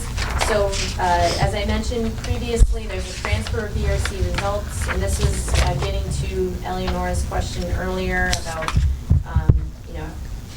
how somebody is actually changing programs. Well, right now, if somebody works at program A and they move to program B is mandated to do the core and DCF checks. Now we'll just have that that can be transferable between the different programs, and there won't have to be that additional layer of checks. What we do include in the regulations are certain provisions that allow us to rerun a VRC if we find out they're committed a new crime, if there's an investigation that requires that we run them again. They moved out of state. There are a couple of other ones that are in the regulations. That's when we would run a new VRC. But generally, it should streamline the process, and hopefully it'll decrease the volume by allowing people to transfer their VRCs across programs. And then the last major provision within the regulations, right now we don't have a specified turnaround time. The VRC turnaround time is usually between 2 to 6 weeks, and that varies. During the busy season, it's more on the 6-week end. Now we will be mandated under Ccdbg to turn around VRCs within 45 days. However, we recognize that is not really workable for programs, and it's our intention to make the turnaround time as short as possible, and that's why we're looking to increase staff and create as many efficiencies as possible within the VRC system. Can I just ask a clarifying question then? In your 11,688 number, it could be that is actually fewer if you think about now this transferability, Yes. right? Because we don't know how many of those are independent versus repeats. Exactly. There are a number of programs that presently will run people yearly, even though the law only requires that they be run once every 3 years. And it could be that Yeah. within a year, 2 programs are running them on the same person. Exactly. Or somebody could be applying to 5 programs and have a final candidate at 5 different programs, and they run that person 5 times. So yeah, that could Yeah, I wonder how much that number is. Okay, thanks. Alicia, what about students who are student teaching or who are doing any kind of practical? Because currently, if they are not going to have time alone with the kids, then technically they are not required, but the centers are requiring it then anyway. So this federal law is very prescriptive, and it says only if you are either the staff or if they have unsupervised access. So if they don't have unsupervised access, then they would not have to be run. The recommendation in the final rule is to have to require a badge or something identifying those people so that it's very clear who's allowed to have the unsupervised access to children. So just to follow up on that point. So in other words, if you're a custodian and you're not supposed to have unsupervised access, is that an exemption for that staff person? If the custodian is employed by the program, then they have to be run regardless. Okay, so you're either employed, in which case you must have it in any capacity, or you may not be employed, but you have unsupervised access. Yeah. Correct. Got it, okay. That's good. Separate question.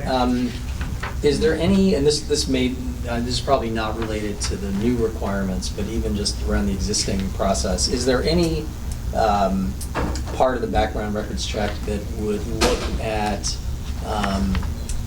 loss of certification? So for example, if you were a teacher in a public school and you lost your certification for some reason, would that show up, or is that something that you would look for? No, it doesn't show up in any of the existing checks, unfortunately. Yeah.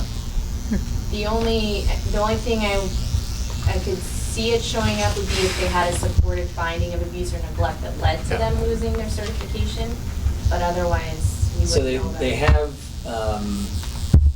they have other categories that are short of a 51A or B, but which are grounds for not granting a license, a teaching license, or for taking it away. Anyway, we might just want to look at that just to make sure we're aligned on it. The other question, which I think I know the answer to, but I don't think it's part of the background record check process per se, but it's as part of the, I don't know, employment requirements for programs. Are they required to get a complete resume from the candidate with their entire employment history or all relevant employment history? I believe that is in our licensing regulations. I believe that for at least many of the positions, it wouldn't be for all of them. Right. But yeah, that's a good question. Residential, I'm not certain that is within our regulations. Oh, it is within our regulations, yes, for residential. So for a residential program, staff would be required to provide to the employer a full listing of their relevant past employment. Yes. And if anything on that is missing, is that a grounds for, losing employment, or would that again show up in some kind of database somewhere so that if you, whatever, I'm not sure, I'm just. Yeah. Okay. The way that they're monitoring it is really just going through and checking files when they're present at the program. So that's a good point. I think the problem is many of our processes are paper-driven right now. So until we actually get that part of it built in, I don't know how we. But that would be all sort of locally determined by the employer, and it may be required under regulation, but we don't sort of enforce it in that way. Right, I mean, if we go in and look at a file and there's something missing that's mandated under regulations, we would cite them for that, so. We don't maintain, a copy of their resume somewhere in a PDF form connected to their file. Okay, No. got it. This may be a question more for the commissioner, and I think the secretary's question kind of highlights this issue around VRCs that nauseity. Do you have a sense of what percentage of the agency's FTEs are now dedicated to background record checks, or are proposed to be within the coming year? Sure. Let's see. So we're presently at about 150 FTEs. We should be up closer to 170 when we're done with our hiring process here. So the numerator over that is probably about 12 right now. Is it presently before you get the hires on board? Before the hires on board, Yep. there's 9. 9. Plus we have an additional 7? 6, counting the paralegal, but not so much. 6 in addition to that. So we'll be up to 15. So 15 over what will be 170. Yeah. I guess one of the things that I wrestle with is that, this is obviously a federal mandate and there's tremendous focus on wanting to kind of leverage whatever data we can, but at the same time, we know that a lot really rests on local discretion and that a lot of things that we care about around child safety aren't necessarily reported in these databases, and that even though we have so many to check, there's a lot of holes in that information. It can be really difficult to put all the pieces together. So just, how do we balance that with licensing, on-the-ground oversight, program quality focus? I know it's a huge challenge, but I think it's important that we not sort of way too heavily what the VRCs provide to us, and really keep focused on the sort of on-the-ground support that's most likely going to be the thing that keeps children safe. Yeah, I think your points are excellent, and I think not only well taken, but I think really have been part of our motivations as far as the approaches that we've taken to date. I think we're trying to find what the right balance points are throughout this process. And admittedly, I think for the agency, we've had to absorb a lot in the wake of a state law which was passed at the end of a session. And as noted earlier, the reason why we had to come to the board in December of 2014, was it 13? December 13, for emergency regulations was because the dates effective within that had pushed that right on top of us. There wasn't much lead-in time. There weren't a lot of resources that were provided to absorb that. So we've been admittedly, and I think this is the first time I've said it in this setting, playing catch-up on that basis. At the same time, I've always been wary of a massive overcorrection in that regard. We could build, a robust and overly robust system to comply with these mandates, but I think you're correct that ultimately how this is going to be most successful will rely heavily on communication. It's going to rely heavily on training. I think it fits in with the workforce agenda. It does speak to integration of the work that we're doing within the BRC unit coupled with our licensing work, but it shouldn't frankly be that differentiated from the program quality support work. For a whole host of reasons, I think the quality of the work would improve, but also in terms of striking the right balance in terms of how much we're going to need by way of operations, we're going to need to have the field really well engaged within this work. A good example that Felicia mentioned 10 minutes ago is that some programs, because they consider best practice, have been using our BRC system to run annual BRCs. Well, that puts a lot of strain on an already strained system. A big part of what we're going to need to do is to communicate around the virtues of the current system and how working on, whether it be a 3-year or 5-year timeline, if we get that movement within our regs, would be sufficient to the task. But that's probably a good example of, one example of just the field engagement that's necessary here. So I hear you loud and clear, and I think we're trying to figure out what that right balance point is. At various times, in either response to the state law or an immediate response to this, one reaction could be to say, well, we got to come forward and build, what I described earlier, which is a sort of hyper robust, agency capacity to manage around all of this, to try to do it all. I think we're trying to figure out what the right way is to operationalize it so that there's a real sound practice component of it that engages the field, because that is where it's all happening. Does that respond? Thanks. So I'm mindful of the time, but I also know that you're wrapping up with the timeline. Good timing. So just for the timeline, our plan is to release the regulations next meeting and to have vote to release them for public comment. Then we would have the public hearing, which at the 20th is just the earliest public hearing date. That's actually a tricky date given the holidays, but that is the earliest we can have one. And then between December 21st and January 4th, we would be reviewing public comment and revising the regulations. And then January 9th would be when we present the final regulations to the board.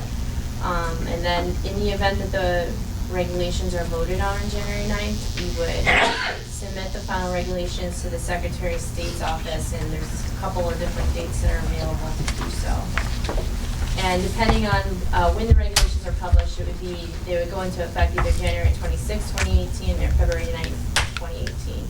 So we're hoping that all of this aligns well with our VRC IT project, which we anticipate rolling out in early 2018.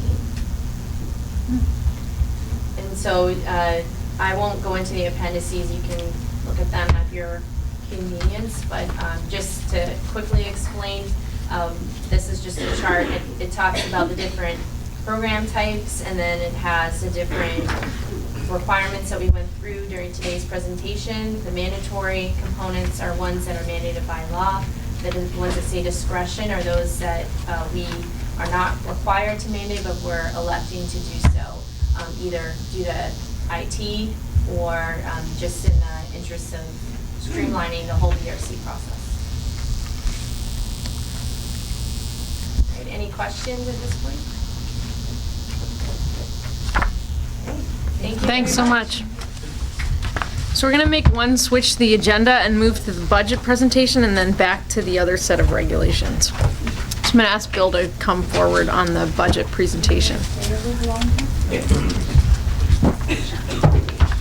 I am your entertainment interlude, which is a job I embrace.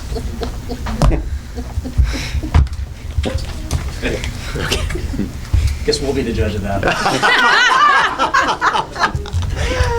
Which is a job that you embrace. So what we're going to talk about just for a short period of time is the FY19 budget presentation. This is building off of last month's presentation and in preparation for next month's discussion and vote. So it really is a bit of an interlude into where we're going. So what we want to do is to get to you where we are, what we've developed so far, and to put this in the context of recommendations that will be coming to you next month to look at. Some of this will be familiar to you, I think. Based on FY17 and 18 revenues, we're cautious about the environment in which the FY19 state budget will be constructed.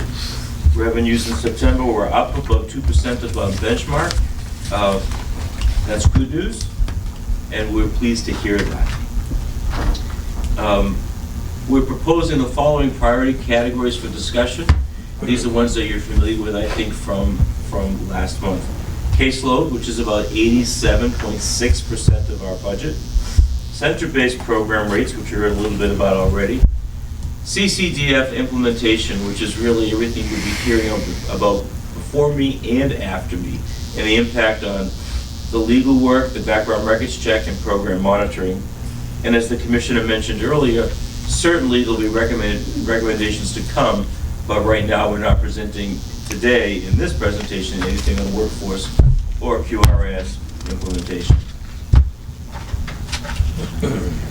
So, caseload. The first approach, I don't know what to do there. There. Thank you, Tom. The first approach, magic, is to maintain our focus on system stability and program quality.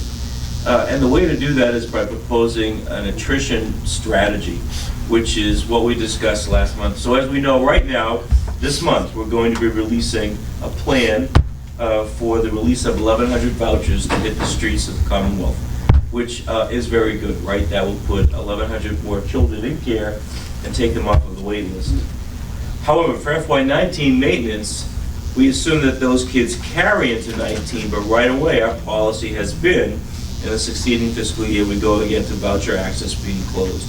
But if we're about stability and program quality, then what we're proposing in the 19 budget is for voucher access to remain open.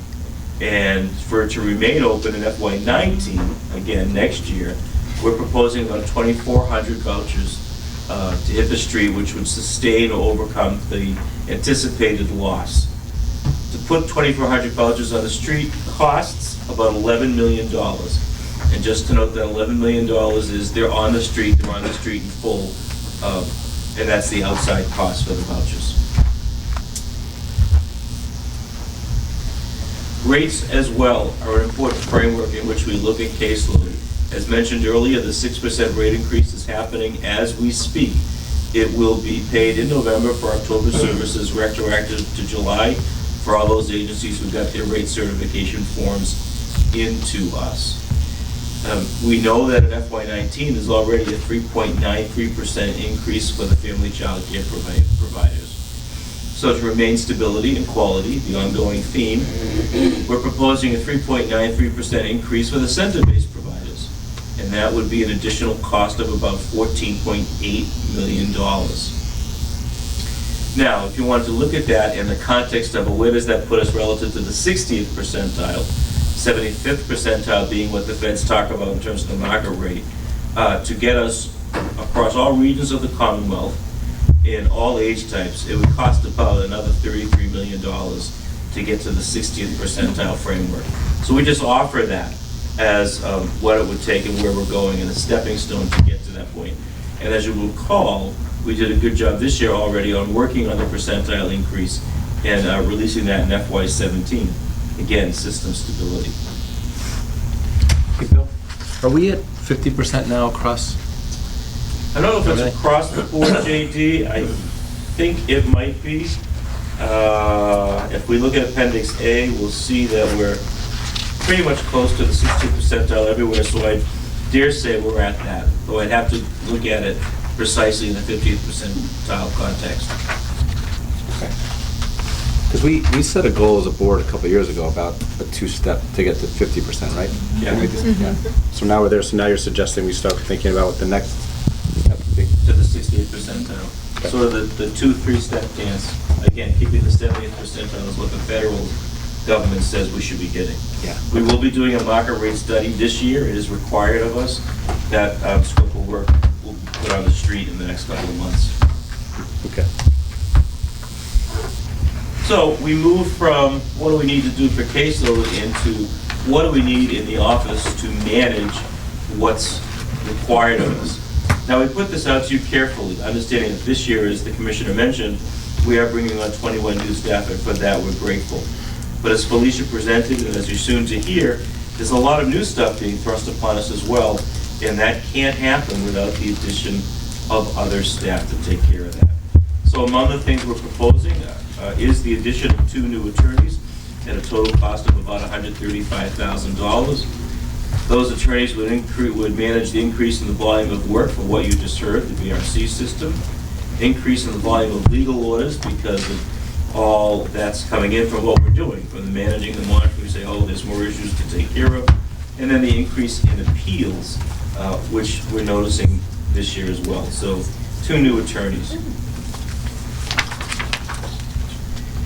Much of what is on this slide, Felicia already addressed, which is we're proposing the addition of 9 PC2 positions, which is the internal nomenclature for the level of position we bring in. They really are the background records checks persons who manage the work that Felicia was talking about. The numbers there suggest that even with bringing on 9 additional staff, it's not enough. Perhaps 34 is what we would need, but one has to be careful and not overly selfish in requesting additional staff to take care of the work.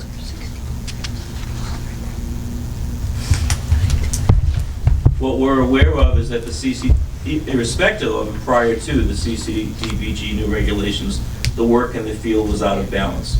The case law, we've been hearing that for a number of years, and we're doing a good job trying to resolve and address that. However, in particular, as we move into the next year with the license exempt program monitoring, we have to have the staff to take that on and to be able to address that. As you noted in Felicia's presentation, the 5 or 6 categories where this license exempt.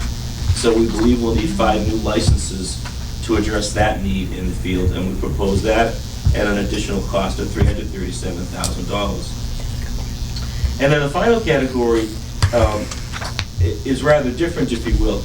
It suggests administrative staff because of the title that you see there, the PC1. But it's that but more. There's a real sense that each office or the regional offices would need a position who would verify the validation requirements for the family child care providers with respect to the VRC form, as well as processing applications for the regional office and the work with the family child care assistants. So this is a category of assistance where our thought is if initial people touch what's happening, there will be less work on people down the road. So that's 5 positions at a total of $237,000. And then finally, at least in the context of this, we've certainly discovered, in particular through the transportation study, but others as well, that while we think we know our systems really well and we have good ideas and we put them on the table, it's always useful to have an outside source saying, oh wait, what do you think about this? Have you considered this? Where are you moving here? And so we're proposing a business process redesign study for licensing at a tune of, we think, about $250,000. And so finally, if we put all that together, it totals at about $27 million, recognizing that we've not come forward anything for workforce or QRIS development. The rest of the presentation is appendices, which support what I've just talked about, and we'll be back next month to go into more detail. Chair. Thanks, Bill. So you're not going to be surprised by this question, but we heard loud and clear from the CCR&Rs today in public comment, and now we have a plan to release 2,400 vouchers out onto the street. And I wonder how we're going to think about support for that group, which I sort of feel an analog, clear message than the one we heard 3 years ago or 2.5 years ago when we decided to move on rates. And now what we're hearing is also we need support to keep the system functioning. So I wonder how you're both, you, the commissioner, the team, thinking about that piece. I also wonder if you have background on the $2 million that was proposed in the public comment on how that might have come to be as the number. I'll just start by saying, if you know me, you know I'm an advocate for what the CCR&R is doing. I probably shouldn't show my hand, I suppose, in that question, but it does seem to me with the amount of work that they do by sustaining themselves on a $6.6 million appropriation, having been reduced from 2009 with a 9C cut, is pretty amazing. And we haven't done anything since. So that was a cut in 2000. Dion, I believe, mentioned we have been fortunate enough in a few years to give the CCR&Rs incremental one-year funding, which isn't sustained into future years. Okay. So when we've put a waitlist remediation program on the streets, we've said, okay, here's $750,000, about $100,000 for each of you. It's a splash stopgap. in the pan. Right. Then they have to let those people go June 30th. I did write myself a note when Ms. Dion testified about the $2 million. They get to her to say, okay, give me the documentation, because the commissioner and I have talked about this. Yeah. I would say that I think that the concerns that were raised by our colleagues in the CCR&Rs are credible and ones that we've been discussing for some time. As noted, I think in the testimony, the R&Rs in the access management line item took probably as a percentage the most significant reduction in the course of the recession budgets. At the same time, there was very little, if any, real substantive shift of responsibilities on the CCR&Rs. Since that time, because at that period, there were, in fact, reductions in access that were part of the further reductions to EEC's budget during that period. Since that time, we've actually had some periods of expansion, and as Bill noted, we've tried to address that in terms of one-time funding. I don't believe, and Bill just confirmed for me, that we had received any substantiation for the $2 million figure, so I think we're going to want to follow up and ask for that request. Should the board be interested in our bringing forward perhaps a recommendation about, one, should we recommend a recommendation and what might it look like? I'd like the agency to develop something that is tied out to the need and is sustainable and thinks about this sort of in a forward-looking direction, sort of what are we building towards and what are we going to measure against. I don't hold the CCR&Rs to any different standard than I would any other proposal that we have. We want it to tie out. So that might be informed by what the CCR&Rs are bringing forward, and it would, I think, benefit from some further analysis by the agency. If the board would like us to do that, I would very happily have the agency undertake that work this month. So I would agree with getting some data and some context to drive how we might logically come to a number that would contribute to our theory of change around supporting and stabilizing the system. I mean, clearly we can't jump over the CCR&Rs to the point that we maybe have. So I personally would appreciate a little more context and data on this one, and I wonder about running it through fiscal at the next meeting to get us prepared for November's board budget discussion and vote. But I open it up to all of you as to how you feel about that topic, line item. I support your I think that we ought to explore it as a board anyway, and put some shape and context on the numbers and see where it fits in terms of order of magnitude. It feels to me like, anyway. It's very consistent, I think, with the experiences that families we see report to us as well in a very comparable way of how hard it is. It also it strikes me as an extremely organized effort to communicate the same message from many different people involved. Right. And I think the questions are not just about the shape and context, but also this longer-term strategic discussion. Is this the right organizational strategy? Are there ways? Is it as? I mean, obviously the money is a piece of it. What are the other pieces involved at play, right, with a stressed system?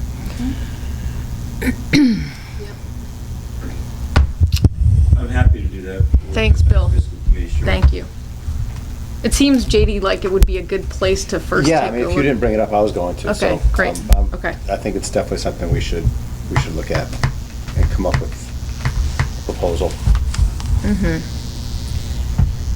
Joni. Along a different topic, are we to vote on the budget In November? Yeah. I'm just wondering if we don't have the workforce and QRIS information, how can I we think reconcile that piece? So my understanding is that there'll be one more committee meeting, ideally before the November proposal that follows on last week's discussion. And I mean, obviously at the end of the day, if people feel that we're not ready to vote on something, we won't, but that's the working plan. But it also sounds like it's not, it also sounds like it's not necessarily the case that there will be additional recommendations. In part, this is about sort of a taking stock. Exactly. We have the next work group meeting is November 1st, and the board meeting is November 14th, so we'll have 2 weeks. So we'll have a bit of time. Okay. Yeah.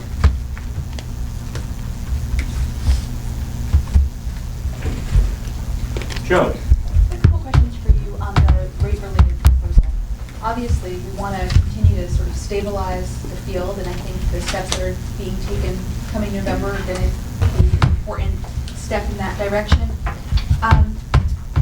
I know, I think JD mentioned, like a couple of years ago, the board was sort of focused on getting folks across the board to sort of 50th percentile, and then moving at that time by FY18 toward a tiered rate system. And I'm wondering, as we look at the way in which the current rate system plays out relative to market rate across regions and across age groups, as you think about the current proposal, are you thinking about an across-the-board increase, or would you differentiate based on distance from, 50 or 60% market rate, because there are those differences? So I think that's really my first question. It really was an across-the-board rate increase, Joe, and that's how we approached it. And for the tiered rates, I know that we're not quite there yet, ready yet to really understand how we're imposing those within the QRIS system. So the commissioner has said that's a goal that we can't lose sight of as we're constructing these budgets. I would just second that. I think Yeah. that's, as you know, really a key piece of this. Thanks. Katie? Just a question about the rate increases, and I know there was so much hard work that went into getting them to where they are now. Have we heard any anecdotal evidence of people saying that this has made a difference, that they're retaining teachers longer, they're getting better teachers? Certainly the increase was important. It's not a huge increase, but I'm wondering if it's making the difference that we had hoped it would make. We have heard Wayne Yusagiri from Nursery last month testified of the impact that it had on his agency, and he offered 5 or 6 very different statements about the impact, the increase in teacher salary, the increase in overall what they were able to pay people, the increase in quality. He just had a number of things to say where he thought it was substantial. I would just add, Katie, to that. The rate increase actually is going into effect this month, so payments will be made in November, retroactive to July 1st, so the true impact of it hasn't yet hit the system. So Bill is correct. We've heard testimony about the anticipation of the positive impacts, but we haven't yet been able to really measure. But I think to Member Cheslov's earlier point, we're really anxious to see, what impact this might have in terms of improving access, to see whether or not it in fact is enabling programs to operate at a higher and more effective level in a way that's benefiting children and families. And so we're going to try to maintain a focus on that and ensure that that is the case, and hopefully that will inform our ongoing work. Commissioner, one of the things on this same subject for just a second, we heard from organizations that they were actually closing classrooms because they were unable to track staff. Are we going to have that data? Are we going to be able to, will we know data around whether or not these increases resulted in reopening of classrooms? We don't maintain any data around the number of classrooms that are open or closed on that basis. So the information that we've received to date has been anecdotal, and the information that we're likely to gather will be anecdotal. It might beg for a survey to ask programs if, in fact, they've had the ability to reopen classrooms on the basis of this. So I think that's something that we can take a look at. We will see other metrics as far as how many more children are being placed, whether or not contract utilization has improved. That would be pretty telltale, would it not? I think an important metric that we do have in place that will tell us something will be the contract utilization rate, which is different from, but I think not dissimilar to what you're trying to gauge, which is whether or not this in fact is leading to more children entering the system. It's not the only thing that's functioning on the contract utilization rate. So I think we'll want to maybe do a little further study if we see the numbers moving about what's driving it, but I think it's likely to have an impact there. Joan. I just want to follow up on my earlier question, Bill, about across the board versus differential allocation of a rate increase. I guess I'm just wrestling with if our new goal is to get all programs up to a particular percentage relative to market rate, why not differentiate allocation toward that aim in lieu of an across the board, which would probably maintain some of the same inequities across the board? Yeah, I think it's a great question. We actually did both last year, right? Because we increased people to the 60th, the infant toddler rate to the 60th percentile. And it made a big difference. And so we did that, and that made a significant difference. But we also knew we had to increase the rates period, because of what we hear, and also parity with the family child care providers, so we needed to do that as well. So I really do think it's a mixture of both, and that might be why you see in the recommendation when we talk about, here's the rate increase, but if we want to get to the 60th percent, here's the additional cost, and there are steps involved in that. So I think at some point it's really going to be the board saying, what is the approach that they would choose to follow? Can I offer a further commentary on that piece? I think we'll want to, at that point, spend more time looking at the existing market rate study and what, in fact, it is telling us if we're going to factor that in.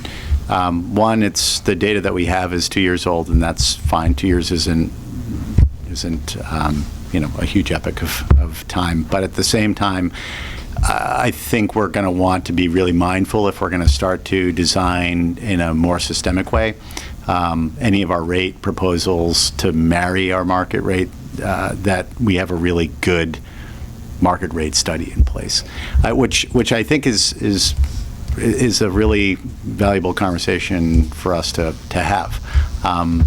When I was at the STAM conference, I think I saw some evidence to suggest that states have some really serious apparatus built in around their market state. I saw this in South Carolina, where they have an ongoing relationship with one of their universities who does their market rate study, but they actually do a lot of supplemental work with their market rate survey in between the 2-year intervals. So they're getting a lot more mileage and a lot better data out of that, which I think might lead us to think about as we're putting out our bid, whether or not we might want to try to establish something that has a stronger ongoing research component to it than what we've done historically.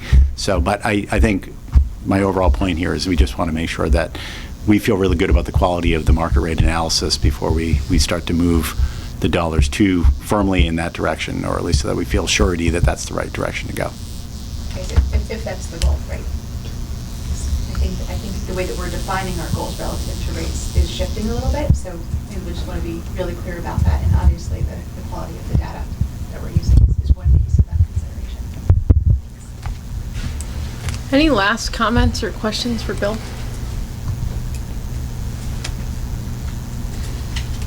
Then I have my charge, don't I? Thank you. What's your rating? How did I do, Entertainment. Mr. Secretary? You know, I gotta say, on a scale of 1 to 10, I was mildly amused. I don't know what number. By a budget presentation, no less. Well, All right, thanks. Thanks so much, Bill. But mildly amused on a fiscal presentation? I know. I think that's tough. I think that's tough. That's a very good point. Thanks so much, Bill.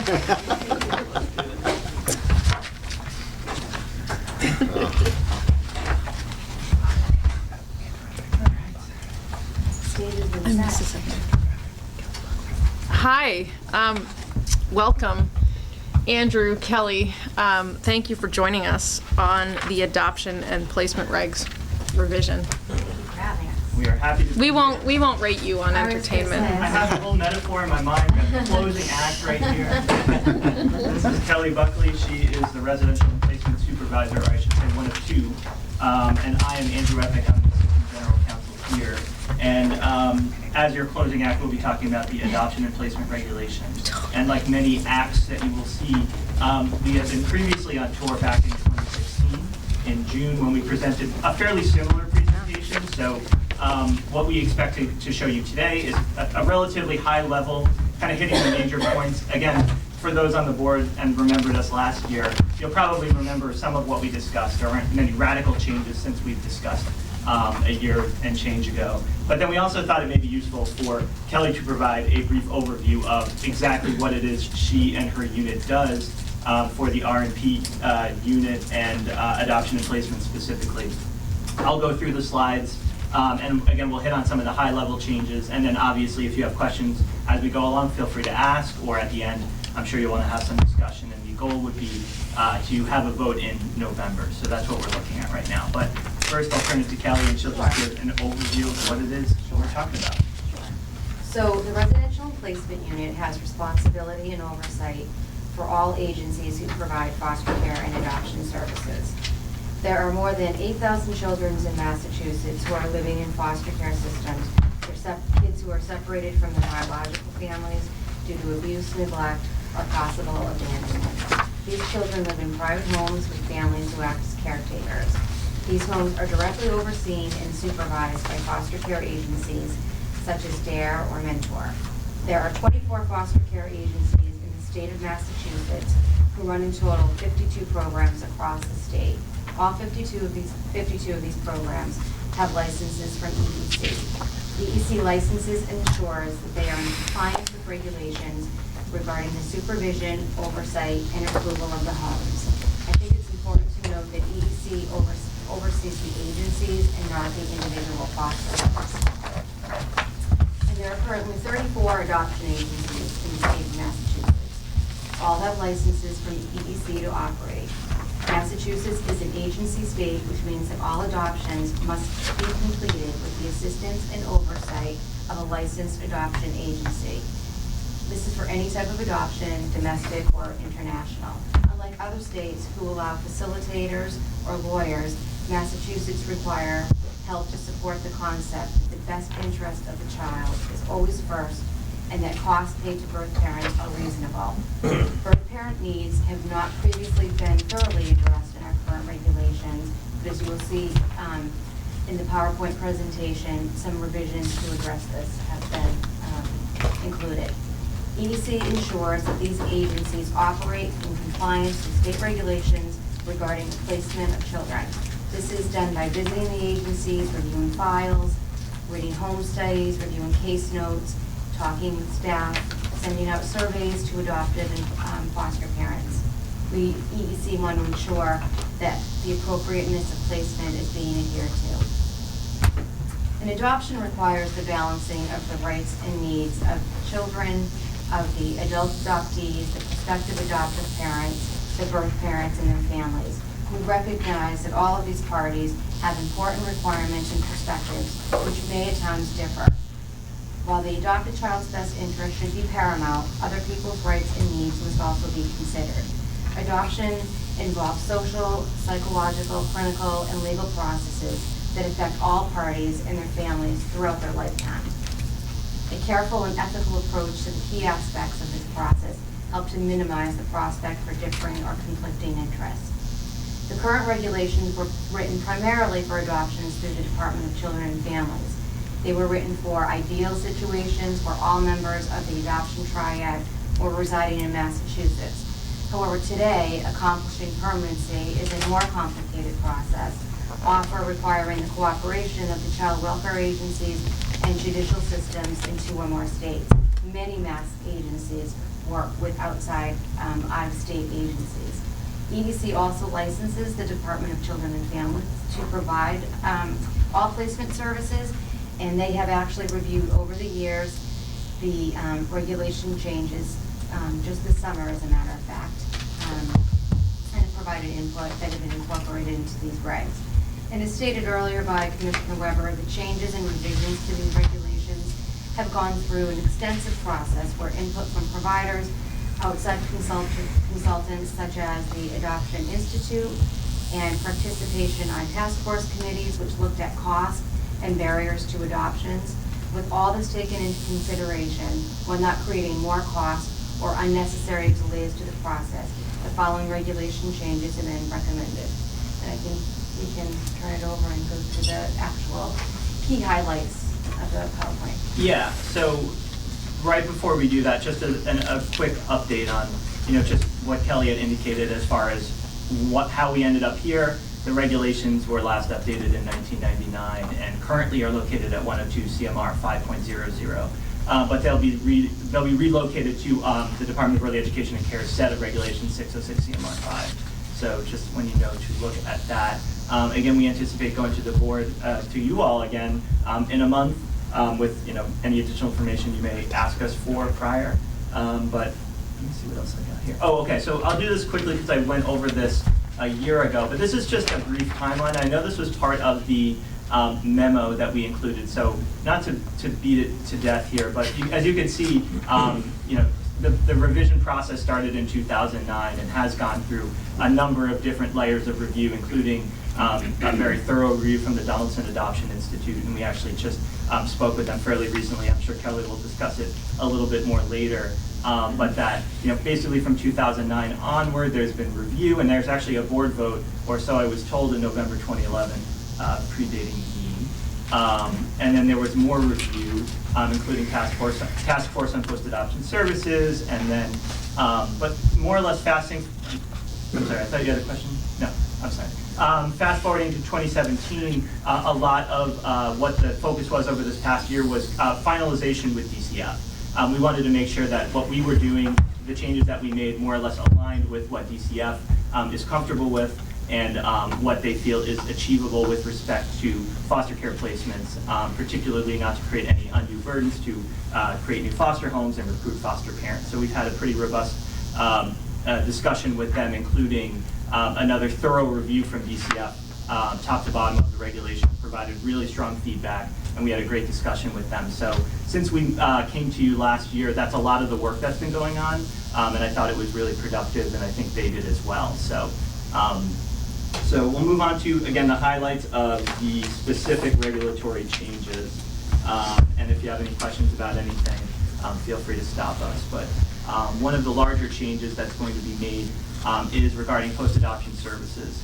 Again, this is something we discussed last year, but that the regs for the first time will require that adoption agencies provide, or either directly or through referral, post-adoption services, and they may include such things as counseling, education, support groups, things of that nature, including search, reunion, and mediation services. The idea being, of course, that adoption is obviously something that's going to have an impact on the families long after the adoption is actually finalized and takes place.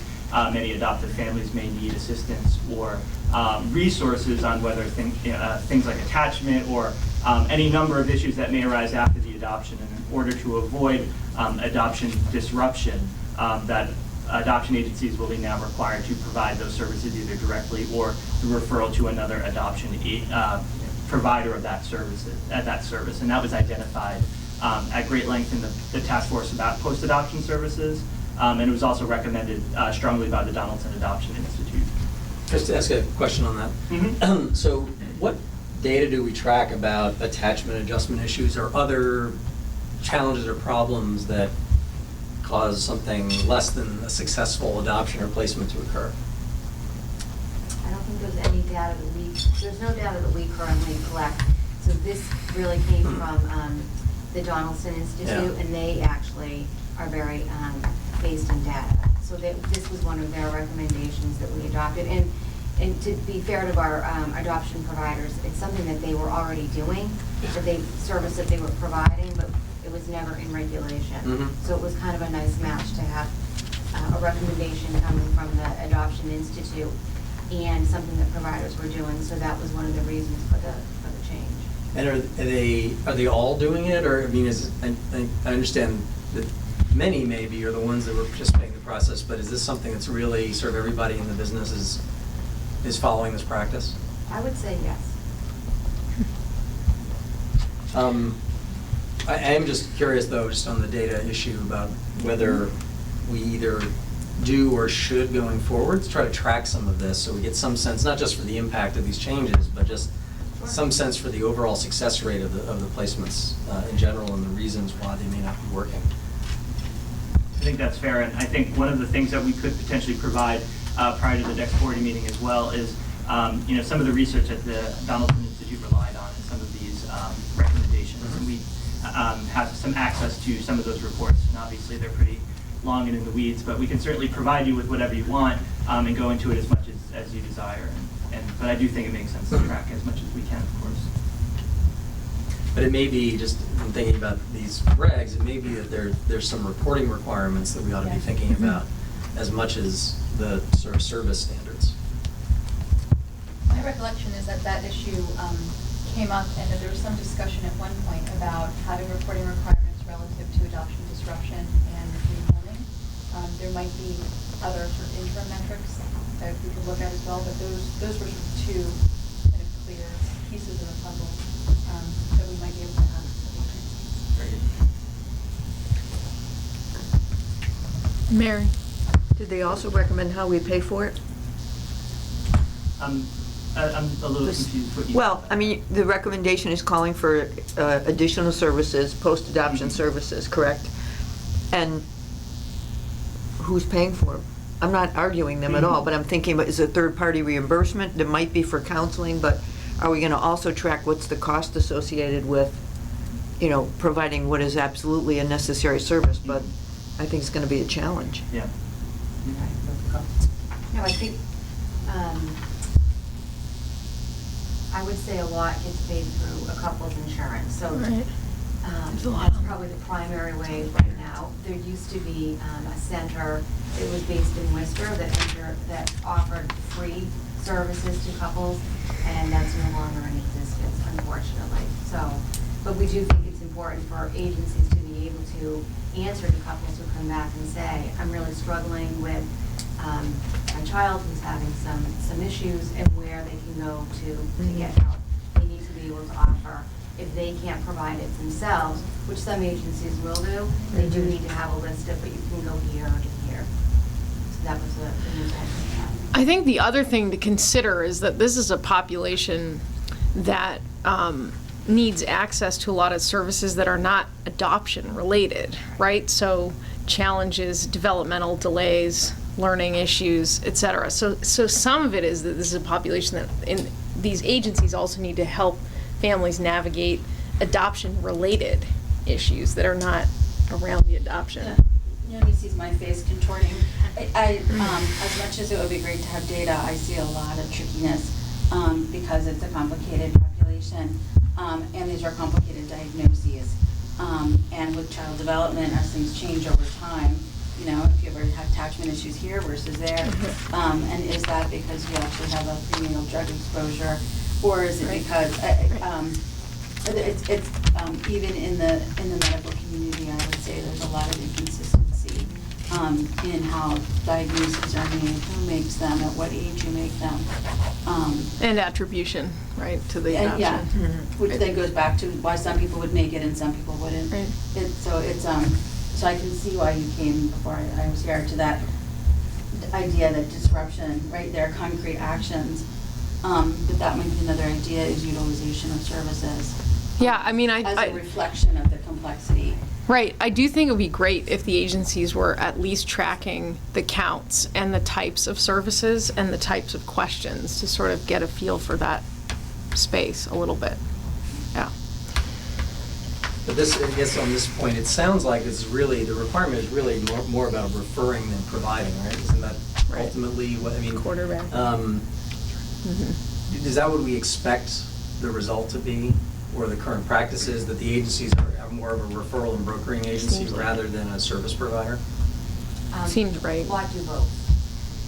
It really depends on what the individual need of the child is at that time. If it's they just want some information around specific adoption issues, a lot of times the agencies can deal with that. But if they feel the child needs some type of neuropsych eval, a medical, then they would refer out for that. Right. So it really depends, I think, on what the family is looking for. As you think about regulations relative to this, have you thought about sort of defining a particular set of services or ways in which we could sort of centralize information about the kinds of services that are available so that folks locally could have some support in that?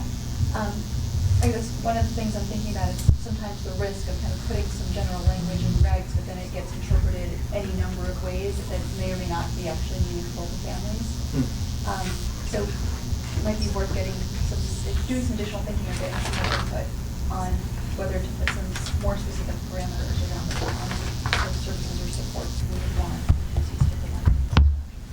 Absolutely.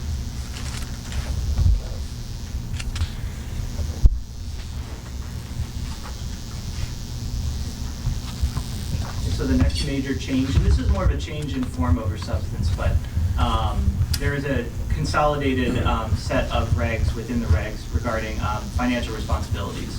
And that the goal of that section is to more clearly delineate costs and charges that could be attributed to any party of the adoption triad. And the previous regulations maybe didn't make that as clear as possible, but the goal would be that the costs involving surrounding adoption could be more centralized into one set of regulations here, 606 CMR 5.05. And that was identified regarding following the task force on adoption costs in 2014. So there weren't substantial changes overall in the specific details of who can be charged and for what, but that instead the idea was to kind of consolidate all of that into one kind of straightforward section. Is there a sort of a problem here, though, that we're trying to solve, or is it just really just clarity in the language? So in other words, are there, do we know how many complaints there are, disputes between parties over, who got charged for what, and do we expect this will make an impact on that, or is it really just kind of cleaning up the language? I believe it's really about cleaning it up because it's stated in many different areas of the regs. Just not a very friendly read for people to be able to find them. But if folks we have gotten complaints around any issues related to, I paid this amount of money and I didn't get the service. So those would be the complaints that EEC would get and the licensor would follow up. So a lot of times it would be technical assistance around really revising forms into making things clearer. And now that we have the opportunity to do the regs, we took that as an opportunity based on complaints that we got to say, if you have it all in one place and you give people one sheet that has everything in it, it will be easier for people to get through the process, for sure.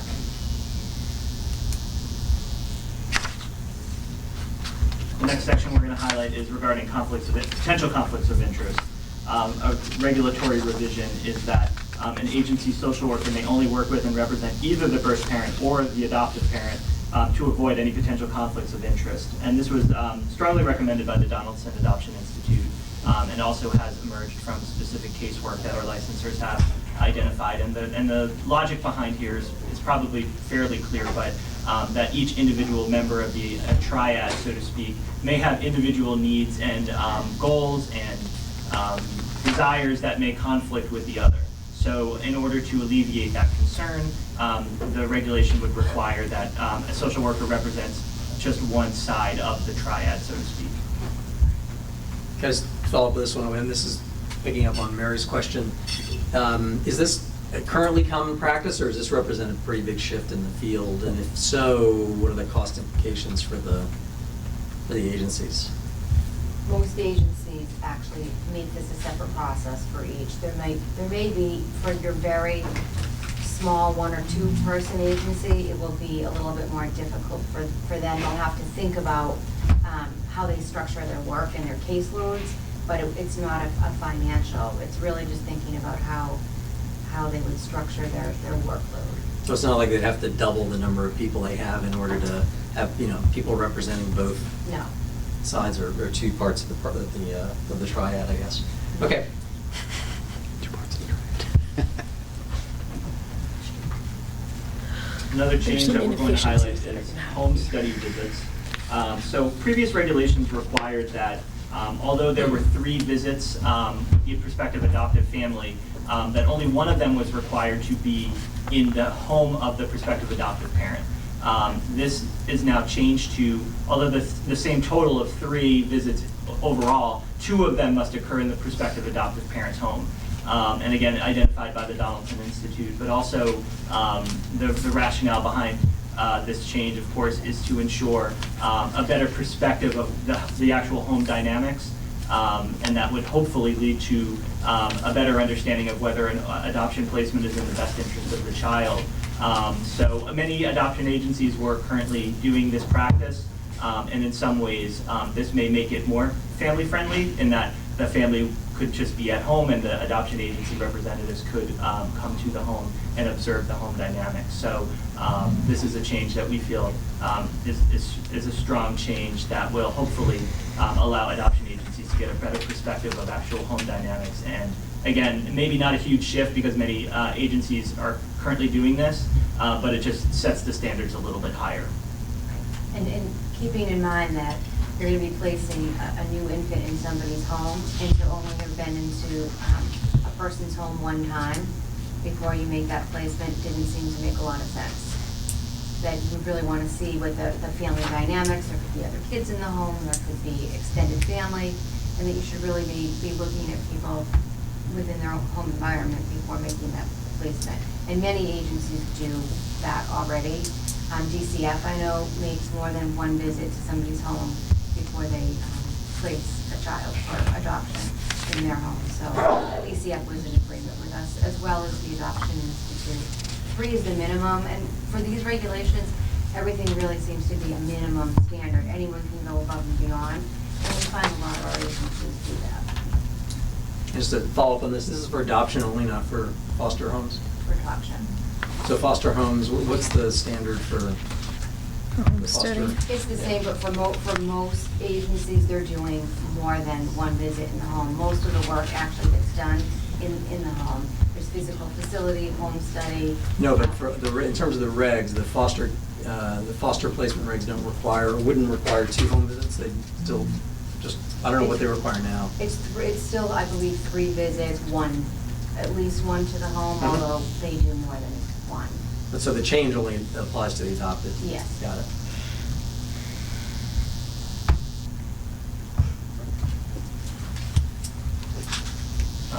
We have a couple highlights for foster care regulations. The next slide involves training for foster parents, including sudden infant death syndrome, recognition of the risk factors, shaken baby syndrome, safe bottle warming techniques, CPR, and first aid. And these changes were to set forth minimum standards, again, in foster parent training to make sure that the kids that they are caring for are safe and have the supervisors, the foster parents that can recognize certain emergency circumstances and risk factors that are identified. This is a discussion that we had at great length with DCF as well. And Kelly may want to speak more about it, but it's something that we are working very closely with DCF in ensuring that their foster parents are able and capable of maintaining this training. We also understand, and one thing we'll be looking to do moving forward in conjunction with DCF is looking at increasing access to these trainings, whether it's online or some other way of doing that to ensure that we don't lose potential foster parents because they can't maintain certain basic minimum training requirements. And the majority of the independent private foster care agencies that contract with DCF, they are already doing 20 hours and including most of these trainings that are already listed. We met with our provider groups, folks who have homes that are identified for infant specific. They're doing these trainings as well, and people felt like that's, you know, a no-brainer. This makes sense to, you know, to know CPR, to know about safe sleep. We got a lot of our information from the daycare side of the fence, and we've actually put things on our website for them to refer to. So we have really not gotten any negative feedback at all from folks on this. One question. All of this training is focusing on infant and toddlers. Anything for if you have a child in middle childhood or a teenager who's a foster child? Do they have any kind of training at all? Our regs are pretty broad around training because it covers such a wide range. That's why we started getting into some specifics, but if you serve primarily adolescents, they submit to us the kind of kids that they're going to serve, and they talk about these are the kind of trainings we're going to offer, and then we can make suggestions. Well, if you're going to be serving adolescents, why don't you add in conduct disorder or whatever type of training needs to be. But it's a suggestion, not a regulation. Correct. When I did the training, it was all ages. Right. So it really covered the gamut. Sort of follow up on that, with respect to foster agencies in particular, are most of them operating under contracts with DCF? Is that correct? Basically how it works. Are those contract requirements for training and for other things, you know, beyond what the regulations may require? For the private agencies that DCF contracts with, DCF actually requires them to be above and beyond because they're more of an intensive foster home, so the requirements for them is greater than the departmental foster care. So they might do 15 hours of DCF where they would require their other foster care agencies to do more. They only are allowed to care for, I believe, 2 kids unless you get a waiver, where DCF foster homes could have 6. So there's definitely a difference. There's about 24 foster care agencies in the state that DCF can contract with. So I guess the question is, how do the regs really apply to them? Are they kind of noise in the background because their DCF contract requirements are more stringent? Or are there things that they need to comply with here that aren't covered by their DCF agreement? I think that everything that we're requiring within the regulations is what DCF would have them do via their contract anyway. So then who do these really apply to? I mean, they apply to everyone, but they may be not relevant to the large majority of them. Well, because EEC licenses the private adoption agencies, they still have to submit all their policies, procedures, and we do the monitoring. Mm-hmm. So it's just another way to assure that even whatever DCF is contracting with, that it's actually happening. But is it sort of 2 state agencies monitoring the same providers on the same things? I would say no. I think DCF, they say you need to do X, Y, and Z, but I think that we probably go above and beyond where we get very specific on, like, safe bottle warming. I don't think that is a DCF requirement within their contracts, but they would expect that all the homes are trained in general to be able to take care and serve infants. So our regs probably now would speak a little bit more specific to what kind of trainings they have to have.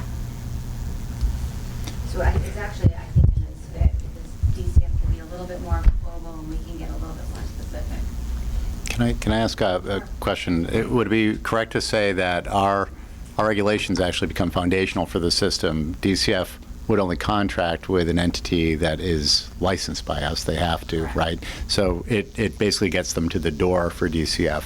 And there may be additional elements that DCF would require due to the population that's being served within their contracts, but the foundational components are established, the eligibility is established as part of our licensing requirement.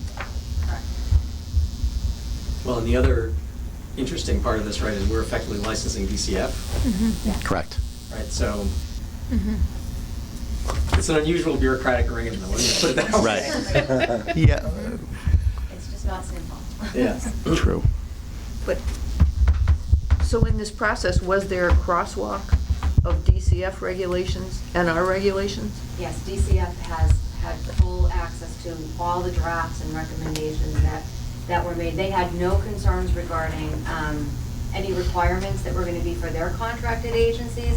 However, we needed to work with them around for their foster parents, getting them up to speed around like the 20 hours of training.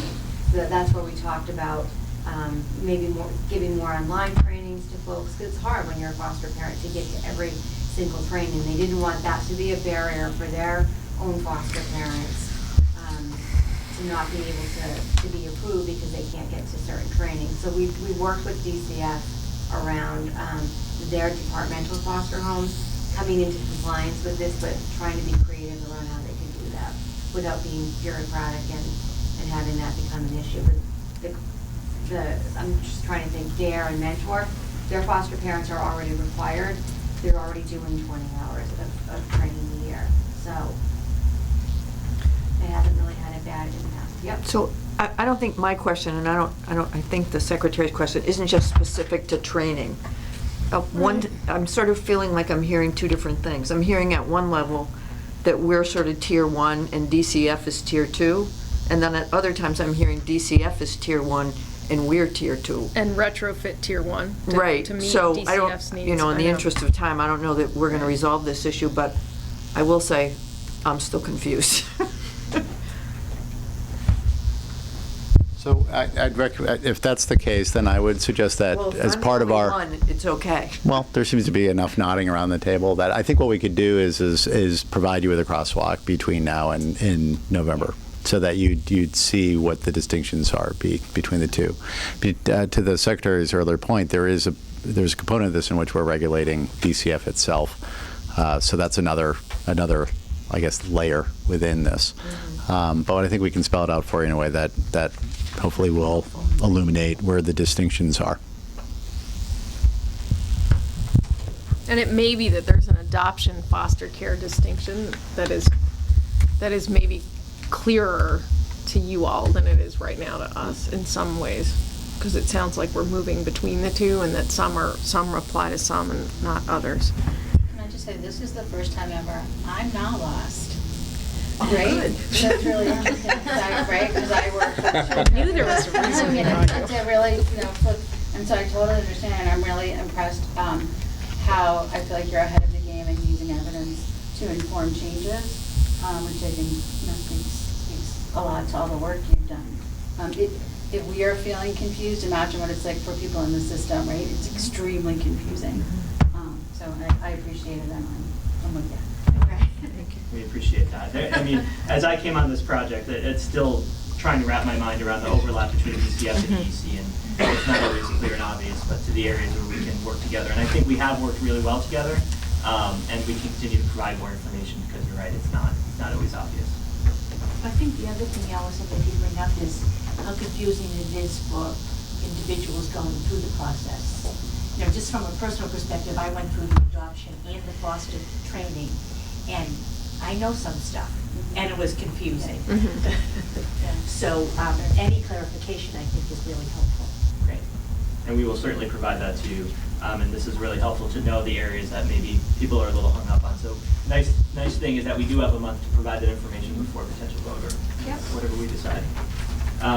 So the final change that we're going to highlight, and then we'll go to the next steps, and I think the time is just about up, is this last slide involving permanency placement in foster care system. And this is a relatively minor change, but it's more focused on the goal of, identifying the goal of whether reunification is that goal. And if not, it needs to be periodically examined whether that reunification is the goal. And if not, attention needs to be placed toward permanency planning and placement. And the idea, of course, is that the goal of permanency for children in the foster care system is one that we want to encourage, and an identification of the goals around that particular foster child, and the foster placement is one that the agency should be focusing on, and that needs to be assessed because it may change over time, depending on whatever circumstances are confronted with the child or his family. And these were changes that were identified through our foster care advisory meetings with foster care agencies, as well as recommendations also lodged by DCF.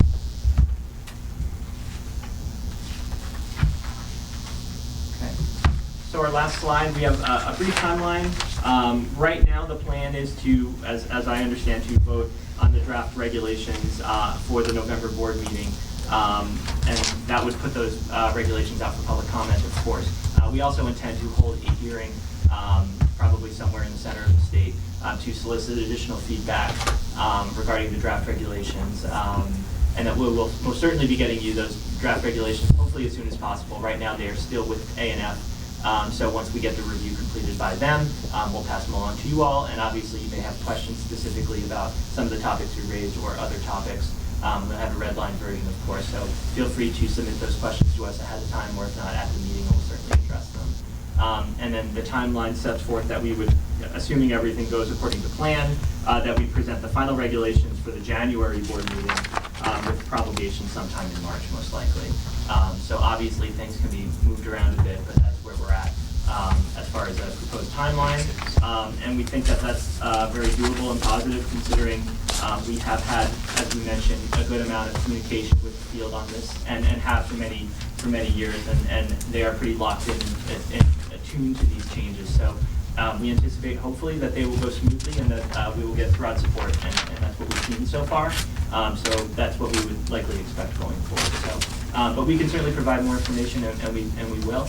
And if there are questions now or after, feel free to let us know, and that way we can get you in a good position to vote, at least putting them out for public comment. Yeah, thanks so much. And I think what we'll do is we'll just build in a little bit of discussion time in the November meeting, just to be clear that we're what we're signing off on, a little bit of discussion about the post-adoption, et cetera. So thank you both. I know this is a lot of hard work. Appreciate your coordination with DCF especially, and we'll look forward to talking again in November. Commissioner has one brief announcement, and then we'll adjourn. Thank you.